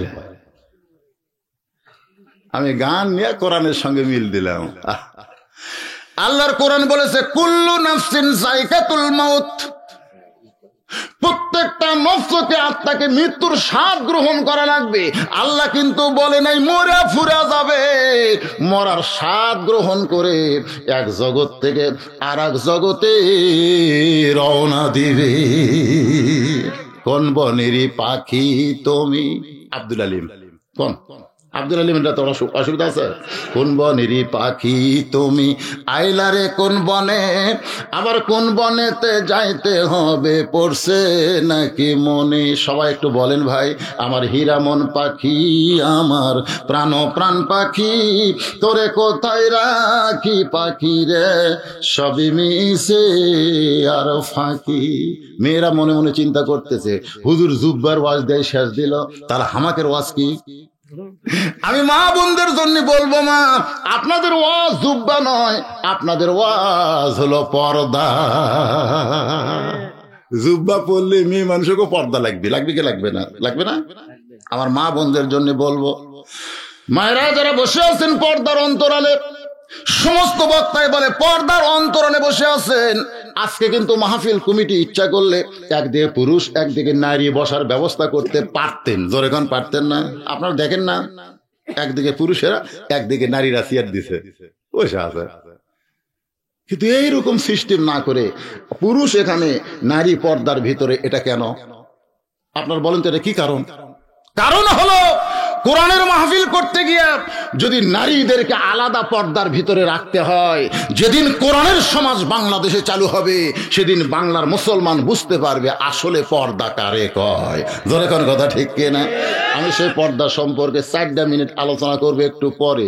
তবে যেটা বলতেছিলাম, হযরত আলী মুচকি মুচকি হাসতেছে আর চোখ বন্ধ করে বলতেছে, জুব্বাটা আমি পাবো, জুব্বাটা আমি পাবো। আপনারা বলেন তো, হযরত আলীকে এত বড় সাহস অন্তরে কে দিল? আল্লাহ দিছে। আল্লাহ রাসূল বলেছেন, সাহাবীরা রে, তোমরা কি জানো তোমাদের মাঝখানে এমন একজন মহামানব বসে আছে? তো রাসূল কিন্তু মাঝখানে নাই, রাসূল আছে এক সাইডে। আমি কি আপনাদের মাঝখানে আছি? আমি কিন্তু এক সাইডে আছি। আল্লাহ রাসূল বললেন, তোমরা কি জানো তোমাদের মাঝখানে এমন একজন মহামানব বসে আছে, যে মানুষটা আমি নবীর চাইতে 2 দিক দিয়ে ভাগ্যবান। আপনারা তো সুবহানাল্লাহ কছেন, কিন্তু সাহাবীরা কেউ মুখ খোলেনি, কিছুই কয়নি। যতই নবী হোক, নবীর চাইতে ভাগ্যবান 2 দিক দিয়ে কে রে? সমস্ত সাহাবীরা যখন মুখ খোলে না, রাসূল বললেন, সাহাবীরা রে, আমি নবী বলতেছি, তোমাদের মাঝখানে এমন একজন মহামানব বসে আছে, যে মহামানবটা আমি নবীর চাইতেও 2 দিক দিয়ে ভাগ্যবান। ওমর ফারুক বলে, রাসূলুল্লাহ, এমন কথা আপনি কেমনে বললেন? সেই ভাগ্যবান ব্যক্তিটাকে? আল্লাহ রাসূল বললেন, আমার আলী। সাহাবীরা বললেন, রাসূলুল্লাহ, হযরত আলী আপনার চাইতে 2 দিক দিয়ে ভাগ্যবান কেমনে হলো? আল্লাহ নবী বললেন, সাহাবীরা শোনো, বাবা আদম থেকে আমি নবী পর্যন্ত যত নবী দুনিয়াতে আইছে, এই নবীর বিবিরা জান্নাতি। সুবহানাল্লাহ কন না? এই জান্নাতি কয়ে তো আমাকে নবীও। মা খাদিজাকে বলতেছে, খাদিজা, দুনিয়াতে 10 জন পুরুষকে আল্লাহ জান্নাতের সার্টিফিকেট দিছে। আপনার তো সুবহানাল্লাহ কবেন পুরুষ যে, কিন্তু খাদিজা কিছুই কয় না। খাদিজা বলতেছে, আল্লাহ দিছে, কি করে? আল্লাহ নবী বলেন, খাদিজা শুধু 10 জন পুরুষকে নয়, আল্লাহ 10 জন নারীকেও জান্নাতের সার্টিফিকেট দিয়েছে। যেই বলছে খাদিজা লাভ ধরে কয়, সুবহানাল্লাহ, হুজুর 10 জন কে? আল্লাহ রাসূল বলেন, 1 নম্বর হলো খাদিজাতুল কুবরা। যেই কইছে, মা খাদিজা এত খুশি, নবীর কপালে চুমু দিয়ে বলতেছে, রাসূলুল্লাহ, আল্লাহ আমাকে 1 নম্বর জান্নাতি ঘোষণা করছে, তাহলে 2 নম্বর কে? আল্লাহ নবী বলেন, খাদিজা 2 নম্বর কাকে দিবার মন চায়? খাদিজা বলে, রাসূলুল্লাহ, আমার মনে হয় 2 নম্বর আমার কলিজার টুকরা ফাতেমাই হবে। আমার মনে হয় 2 নম্বর আমার কলিজার টুকরা ফাতেমা হবে। আল্লাহ রাসূল বললেন, খাদিজা, ফাতেমা কিন্তু জান্নাতি নয়, ফাতেমা কিন্তু জান্নাতি নয়। খাদিজা নবীর মুখ চেপে ধরে বলতেছে, নবী গো, এই কথা আপনি কেমনে বলতে পারেন ফাতেমা জান্নাতি নয়? রাসূল বললেন, ফাতেমা জান্নাতি নয়, ফাতেমা হলো জান্নাতি নারীদের নেত্রী। যেই কইছে, খাদিজা এখন পজিশন মারতেছে, পজিশন। বোঝেন না? মাপা বোঝেন না? হুজুর কি করলেন? আমারটা ফাতেমাক দেন, ফাতেমারটা আমাক দেন, অদল বদল করা হোক। রাসূল বলেন কেন? বলে কোথায় জান্নাতি নারীদের নেত্রী আর কোথায় এক নম্বর? তা আল্লাহ আমাকে এটা দেখ, জান্নাতি নারীদের নেত্রীরা আমি হই আর ফাতেমা এক নম্বর জান্নাতি হোক। রাসূল বলেন খাদিজা আপত্তি কেন? বলে হুজুর আমরা মেয়ে মানুষ, হুজুর আমাকে আপত্তি হলো আমরা কাকু উপরে উঠতে দিবার চাই না, সবার উপরে আমরা থাকতে চাই, আমার উপরে কেউ নেই। যা বর্তমানে বাংলাদেশে দেখা যায়, একজন থাকে ক্ষমতায় আর একজন থাকে জেলখানায়। জোরে কথা ঠিক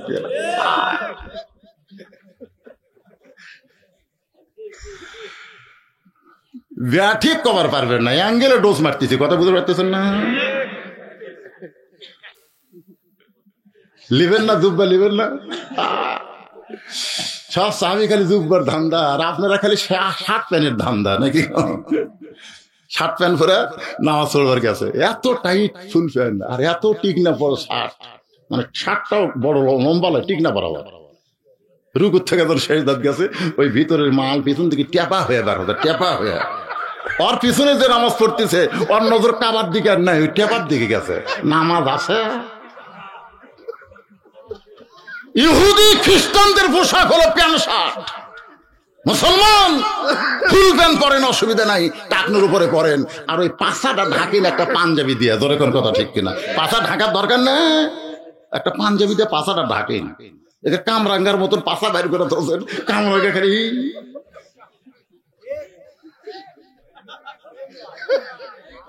চিন্তা করতেছে জুব্বা কে পাবে, জুব্বা কে পাবে? ফাদখুলি ফি ইবাদি ওয়াদখুলি জান্নাতি দিয়ে দেওয়া হবে, অসুবিধা নেই। কিন্তু তুলে দিতে আমাকে 10:15, এখন কয়টা বাজলো রে?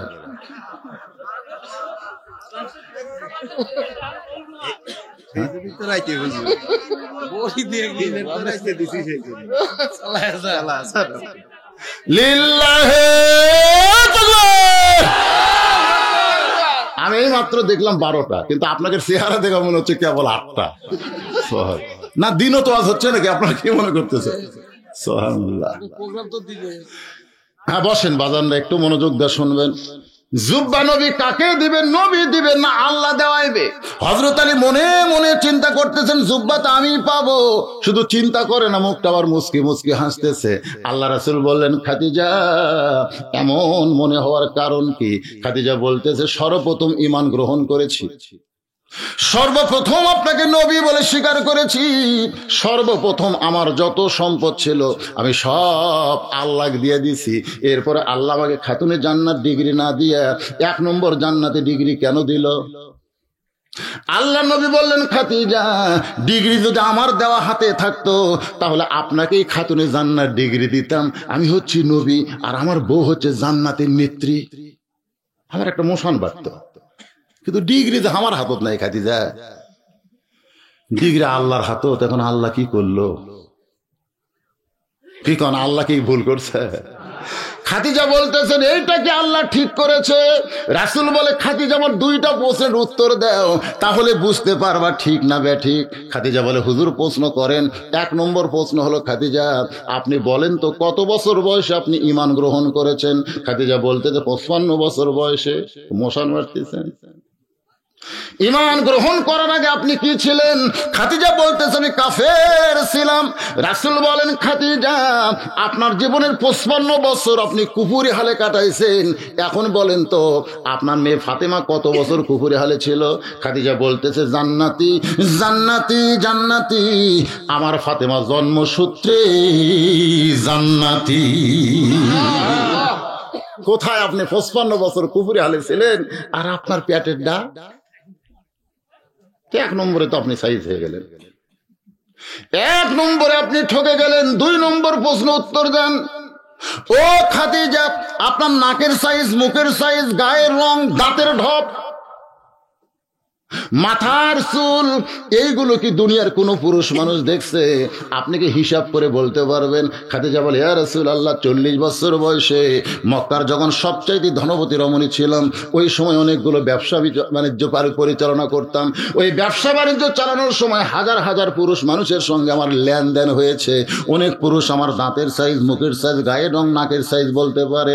আল্লাহ রাসূল বলে, খাদিজা, এখন বলেন তো ফাতেমার মুখের সাইজ, ফাতেমার দাঁতের সাইজ, ফাতেমার মাথার চুল, ফাতেমার গায়ের রং দুনিয়ার কত পুরুষ দেখেছে? খাদিজা বলে, পর্দানিশী, আমার ফাতেমা পর্দানিশী। রাসূল বললেন, শুধু পর্দানিশী হওয়ার কারণে আল্লাহ ফাতেমাকে জান্নাতি নারীদের নেত্রী বানাইছে। আমার মায়েরা যারা পর্দায় আছেন, মা, সেই ফাতেমার সঙ্গে যদি জান্নাতে থাকতে চান, হাজার আমলের কোনো দরকার নাই, একটা আমল আপনারা করবেন, সেই আমল হলো পর্দা। কি 4 মিনিট হয়নি? অরাদান বাড়ির যে রাগ না করে যে হুজুর কি এক জুব্বার ওয়াজ ধরলো, আমাকে ওয়াজ নাই। সুবহানাল্লাহ খান। আল্লাহ নবী বললেন, রে সাহাবীরা শোনো, বাবা আদম থেকে আমি নবী পর্যন্ত যত নবী দুনিয়াতে আইছে, এই নবীর বিবিরা জান্নাতি, কিন্তু জান্নাতি নারীদের নেত্রী কোন নবীর বিবি হতে পারবে না। এমনকি আমি নবীর কোন বউ জান্নাতি নারীদের নেত্রী হবার পারবে না। জান্নাতি নারীদের নেত্রী হবে আমার কলিজার টুকরা মেয়ে ফাতেমা। এই ফাতেমার স্বামী যিনি, তিনি হলেন পৃথিবীর শ্রেষ্ঠ স্বামী। আপনারা কি মনে করতেছেন? আমার বউ ডাক্তার, মশান মারতেছে, আমার বউ ডাক্তার, আমার বউ মাস্টার, আমার বউ প্রফেসর, খুব মশান মারতেছেন। তাহলে আমার বউ জান্নাতি নারীদের নেত্রী, এই কথা যখন হযরত আলী বলবে, মশান কেমন হবে চিন্তা করে দেখেন। মশানটা কি? এই জন্য রাসূল বললেন, পৃথিবীর শ্রেষ্ঠ স্বামী আলীর মতন যোগ্যতাপূর্ণ ভাগ্যবান স্বামী আমি নবীও হতে পারিনি। সুবহানাল্লাহ কর না কেন? আল্লাহ নবী বললেন, রে আমার সাহাবীরা, বাবা আদম থেকে আমি নবী পর্যন্ত যত নবী দুনিয়াতে আইছি, এই নবীর বেটারা জান্নাতে যাবে, অনেক নবীর বেটারা নবী হবে, কিন্তু জান্নাতি যুবকদের সর্দার কোন নবীর সন্তান হতে পারবে না। জান্নাতি যুবকদের সর্দার হবে আমার হাসান হোসাইন, সাইদুস শাবাবে আহলুল জান্নাহ, হাসান হোসাইন। এই হাসান হোসেনের বাবা যিনি, তিনি হলেন পৃথিবীর সৌভাগ্যবান বাবা। আপনারা কি মনে করতেছেন জান্নাতি যুবকদের সর্দার কয়টা? কথা কয় না। এটা তো আপনাদের মুখস্থ হওয়ার কথা। প্রত্যেক জুম্মার দিন সানি খুতবার মধ্যে ইমাম সাহেব শোনায় না, সাইদুস শাবাবে আহলুল জান্নাহ হাসান হোসাইন রাদিয়াল্লাহু তাআলা আনহুমা। এটা আরবিতে কয় তো বাংলায় বোঝে না, অর্থ জানে। জান্নাতি যুবকদের সর্দার 2 জন হবে। আচ্ছা, সর্দার যুবকদের সর্দার যদি হাসান হোসেন হয়, তাহলে বুড়াকের সর্দার কে? এই তো আমরা সবাই জানি, আর শায়েখু আর শায়েখাতে লা ইয়াদখুলুল জান্নাহ কালা রাসূলুল্লাহ সাল্লাল্লাহু আলাইহি সাল্লাম। বুড়া বুড়ি কোনোদিন জান্নাতে যাবে না, এই কথা যেই কইছে, সামনে বসে এক সাহাবী, বুড়া সাহাবী কান্না শুরু করছে। রাসূল বলে, কান্দো কেন? বলে, হুজুর আমার জান্নাত। রাসূল কয়, নাই। সাহাবী কয়, হুজুর আমার জান্নাত। কই না, হাই কান্না। রাসূল কিন্তু তাবাচ্ছুম, মুচকি হাসি পছন্দ করতেন, একটু ঠাট্টা মশকরাও রাসূল পছন্দ করতেন।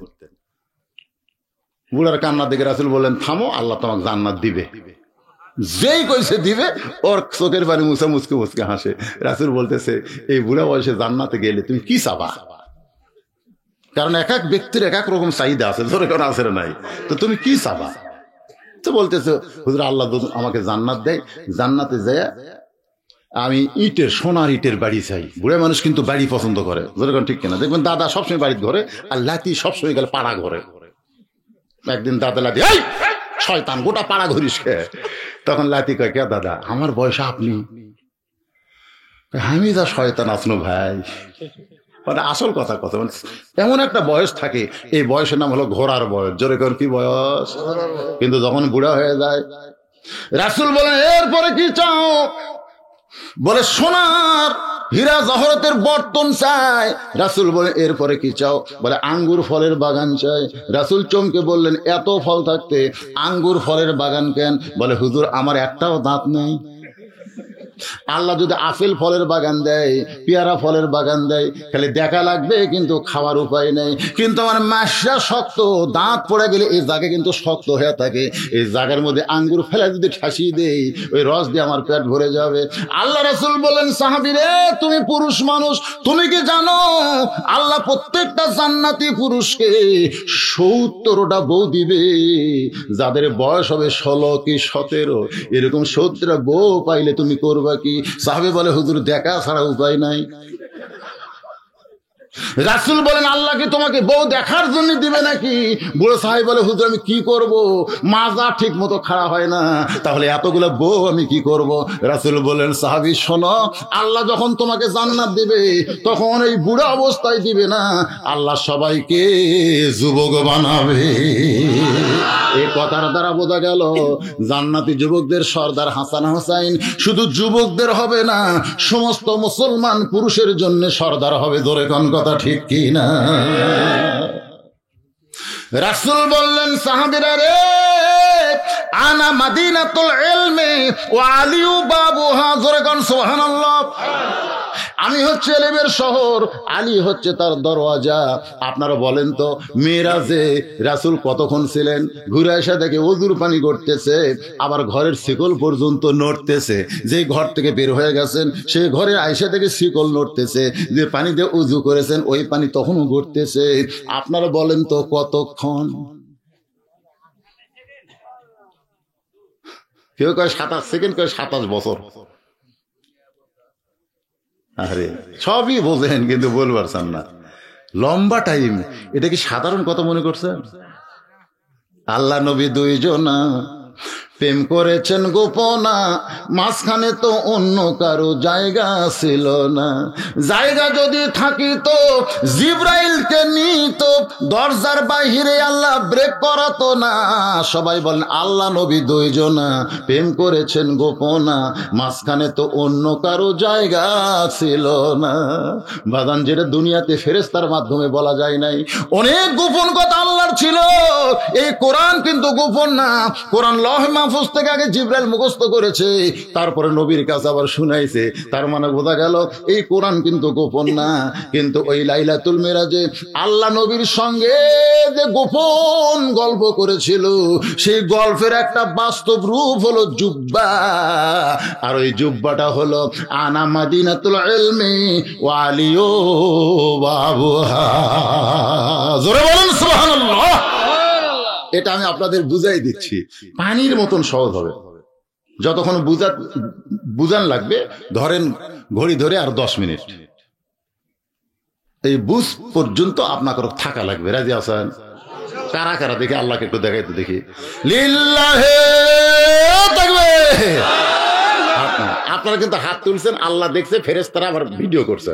হাত নামান, হাত নামান, ভিডিও হচ্ছে। এখন যদি মাদ্রাসার জন্য কিছু চাই, ধরেন 5 মিনিট 10 মিনিট, আর আপনার যদি মাজা সোজা করে দাঁড়ান ভাই, এই দাঁড়ানা মাত্রই লিমা তাকুলু মালা তাফালু, মানে আপনি যে কথা করেন হাত দেখালেন তার সাথে আপনার আমলের মিল নেই। আল্লাহ বলেছে ওই মুসলমান হয়ে ঢুকলো কিন্তু মুনাফিক হয়ে বের হলো। তা আপনারা কি মুনাফিক হবেন? একজনে তার মাজা সোজা করেন না, তাহলে তারাই মাজা সোজা করবে যারা আমার কাছে টাকা নিয়ে আসবে, তারা উঠবে। তাহলে দান করা ছাড়া ওটা চলবে না। এই আল্লাহর বান্দারা যারা বসে, এবার তোর এখন আল্লাহ রাসূল 3টা জুব্বা 3 জনকে দিয়েছিলেন। একটা হলো গারে হীরার জুব্বা, রাসূল মা খাদিজাতুল কুবরাকে কাফন হিসাবে দিয়েছেন, বলেন সুবহানাল্লাহ। একটা হলো তায়েফের ময়দানে রক্তাক্ত জুব্বা, খায়রে তাবিঈন ওয়াইজাল করনি, ওয়াইসকুনিকে আল্লাহ রাসূল দিয়েছেন। আর একটা হলো মেরাজের জুব্বা, এলেম হিসাবে হয়তো আলীকে দিয়েছেন। জোরে কোন সুবহানাল্লাহ। আমি আজকের আলোচনার ভিতরে যে জিনিসটা আপনাকে বোঝাবার চাইছি সেটা হলো ফাদখুলি ফি ইবাদি ওয়াদখুলি জান্নাতে। আপনারা অবশ্যই বুঝেছেন ওয়াদের শেষ, শুরু থেকে শেষ পর্যন্ত যে আল্লাহর বান্দা হবে কেবলমাত্র সেই জান্নাতে প্রবেশ করবে। আর এই বান্দা হওয়ার নিয়ম কারণগুলো আলোচনার ভিতর দিয়ে আপনাদেরকে বোঝানোর চেষ্টা করেছি। ভাইজান, আমাদের সামনে ফজরের নামাজ রয়েছে, ঠিক কিনা বলেন? নামাজের কথা চিন্তা করলেই, ঘড়ির দিকে তাকালেই চিন্তা হয় যে আমরা কি জামাতে পড়তে পারবো? ফজরের নামাজ শুধু পড়লে হবে না, জামাতের সঙ্গে নামাজ পড়তে হলে আমাদের ঘুম পাড়তে হবে। আজকের দিন শোনেন, খুব ঠান্ডা বেশি হয়েছে, খুব ঠান্ডা যতই বেশি হোক, আজকের দিন আপনারা বাড়িতে গিয়ে পেশাব করে অজু করবেন। আজকের দিন এটা কি নামাজের অজু না, এটা হলো ঘুমের অজু। ধরে কোন কিসের অজু? ঘুমের অজু করে আল্লাহুম্মা বিইসমিকা আমুতু ওয়া আহইয়া, এই দোয়াটা পড়ে বুকের উপর একটা ফুঁ দিয়ে আয়াতুল কুরসি পড়বেন। আর বলবেন, আল্লাহ, তোমার কোরআনের ওয়াজ শুনতে গিয়ে রাত হয়ে গেছে, এখন যদি তুমি আমাকে চেতন করো ফজরের জামাত হবে। চেতন না করলে আমার কোনো দোষ নাই, কারণ ঘুম দেওয়ার মালিককে, চেতন করার মালিককে। এই দোয়াটা পড়ে ঘুমিয়ে যাবেন ইনশাআল্লাহ। আসসালাতু খায়রুম মিনান নাওম আপনি যতই ল্যাপের মধ্যে থাকেন শুনতে পাবেন। আর যখনই উঠবেন একটা গাও ঝাড়ি দিয়ে দেখবেন যে প্রতিদিনের চাইতেও আজকের এই 2 ঘন্টা ঘুম আপনার শরীর বেশি পাতলা করে দিচ্ছে। জোরে কোন সুবহানাল্লাহ। এটা কি? এটা কি? আমার লেখা একটা বই আছে, আপনার যদি কারো মন চায়, বইটা অত্যন্ত গুরুত্বপূর্ণ। সুন্নাতের বাগান, রাসূলের সুন্নাতের উপরে লেখা। মাত্র 30 টাকা হাদিয়া। যারা নেবেন, পাশে আমার লোক আছে, তার কাছ থেকে নেবেন। হ্যাঁ, এই টাকাটা আমার নিজের জন্য খরচ হয় না, টাকাটা আমার এতিমখানা মাদ্রাসা আছে, সে মাদ্রাসার জন্য খরচ করা হয়। বইটা কিনলে আপনাদের 2টা লাভ। একটা হলো মাদ্রাসা এতিমদের দান করা সব পাচ্ছেন, আবার বিনিময়ে একটা বইও পাচ্ছেন। এই 2টা কাম হবে। হ্যাঁ, এটা দান না, এটা বই। হ্যাঁ, এই বইওয়ালা কোথায়? এটি বসে, এটি আসা না, বই নিয়ে গেল তো, সেজন্য দিয়ে গেছে। দোয়া করে দিলাম। নামগুলো বলবো? ফারদিন ইসলাম সোহাগ, নুরউদ্দিন শেখ এরশাদের আম্মা, হারেজের আম্মা, আবুল কাসিমের আম্মা।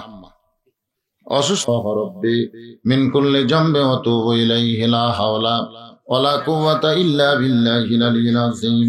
আল্লাহুম্মা আমিন। আল্লাহুম্মা আনতাস সালাম ওয়া মিনকাস সালাম, তাবারাকতা ইয়া যাল জালালি ওয়াল ইকরাম। আয় আল্লাহ তাআলা, সেই মাগরিবের নামাজের পর থেকে রাত 12:30 পার হয়ে গেল, তোমার পাগল বান্দা বান্দিরা আরামের বাড়ি, আরামের ঘুমকে বাদ দিয়া কোরআন হাদিসের মহব্বত কলিজার ভিতরে নিয়ে জান্নাতের বাগানে বসে বসে কোরআন হাদিসের আলোচনা শেষে আমি গুনাহগারের সঙ্গে রহমতের দরজায় ফকির হয়ে দোকানা হাত তুলেছি। আল্লাহ, মেহেরবানি করে আজকের মাহফিল আমাদের সকলের হেদায়েতের জন্য, নাজাতের জন্য, জান্নাতের জন্য কবুল করো। এই মাহফিলের শুরু থেকে শেষ পর্যন্ত যত আলোচনা হয়েছে, এর মধ্যে যদি ত্রুটি হয়, ভুল হয়, মাফ করে দিও আল্লাহ। এর জাহাদিয়া মঞ্জুর করো সোনার মদিনায়, নবী পাকের রওজা মুবারকে কবুল করে নিও। तमाम আম্বিয়ায়ে কেরাম, আসহাবে কেরাম, তাবিনী কেরাম, তাবিনী কেরাম, तमाम পৃথিবীর মাটির নিচে যত মুমিন মুমিনা শুয়ে আছে, আল্লাহ সকলের আরওয়াহ পরে হাদিয়া কবুল করো। আল্লাহ গো, আমরা যারা হাত তুলেছি, আমাদের মধ্যে জনম দুঃখনী মা যাদের কবরে চলে গেছে, আল্লাহ ছোট্ট একটা শব্দ হলো মা, এই নামের মধ্যে কি মধু। যাদের মা নাই তারাই বুঝতেছে। এই দরদের মা যাদের কবরে গেছে, আল্লাহ মেহেরবানি করে মায়ের কবরটাকে জান্নাতের টুকরা কবুল করো। বাবার বাড়ি ঘর সবই আছে, আমি সহ আমরা যারা বাবা হারা এতিম হয়ে হাত তুলেছি, আল্লাহ মেহেরবানি করে বাবার কবর জান্নাতের টুকরা বানাও। আল্লাহ, কাগজের মধ্যে 5 জন দুনিয়া থেকে বিদায় নিয়েছে, 7 জনের বাবা মা অসুস্থ, দোয়া চেয়েছে। আল্লাহ, আমরা দোয়া করি সবাইকেই তুমি কবুল করো। নতুন গোরস্থানের মধ্যে যত মুর্দা শুয়ে আছে, আল্লাহ সকলের কবরকে জান্নাতের টুকরা তুমি বানায়া দাও। আল্লাহ, এই মাদ্রাসাকে কিয়ামত পর্যন্ত কবুল করে নাও। তোমার নবীর মাদ্রাসার মহব্বতের নগদে বাকিতে আজকে হাজার হাজার টাকা দান করেছে, এমনকি 10টা টাকা হলেও যারা দান করে দিয়েছে, আল্লাহ তাদের সকলের দানকে জান্নাতের বিনিময়ে কবুল করো। আমি নবীর মাদ্রাসায় কোরআন শরীফ চাইছি, আল্লাহ যারা কোরআন বাবদ 500 করে নগদে বাকিতে দিয়েছে, আল্লাহ তাদের দানটাকে কোরআনের বিনিময়ে জান্নাত হিসেবে কবুল করে নাও। আয় আল্লাহ তাআলা, আজকের মাহফিলের সম্মানিত সভাপতিকে আল্লাহ তুমি কবুল করো। আজকের মাহফিলের সম্মানিত প্রধান অতিথি ইউনিয়ন পরিষদের চেয়ারম্যান ভাই, আল্লাহ গ্রামের কৃতি সন্তান, আয় আল্লাহ মেহেরবানি করে তাকে কবুল করো। যেমন সম্মান দিয়েছ দুনিয়ায়, তেমন সম্মানে তুমি জান্নাত দিয়ে দিও। আজকের মাহফিলের সম্মানিত বিশেষ অতিথিদের আল্লাহ তুমি কবুল করো।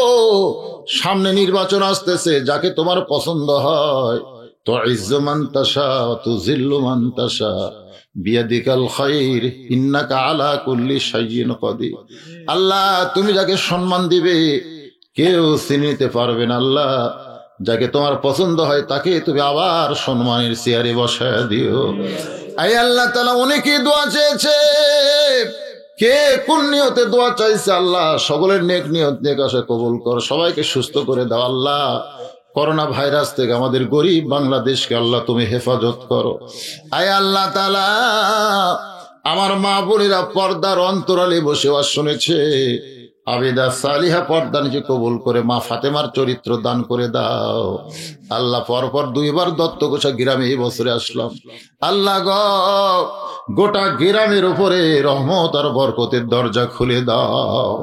আল্লাহ মাদ্রাসার সেক্রেটারি, মাদ্রাসার সদস্য, মাদ্রাসার দাতা সদস্য আল্লাহ সবাইকে কবুল করো। মাদ্রাসার মহতামিম, মাদ্রাসার ওস্তাদ, মাদ্রাসার তালবে ইলম আল্লাহ সবাইকে আল্লাহ তুমি কবুল করে নাও। আল্লাহ আল্লাহ মেহেরবানি করে আমরা যেদিন মরে যাব দিনটা যেন জুমার দিন হয়। আল্লাহ মাসটা যেন রমজান মাস হয়, ইমানের সাথে ইজ্জতের সাথে এই দুনিয়া থেকে বিদায় নেওয়ার সময় আমাদের জবানে জারি করে দিও লা ইলাহা ইল্লাল্লাহু মুহাম্মাদুর রাসূলুল্লাহ সাল্লাল্লাহু আলাইহি সাল্লাম।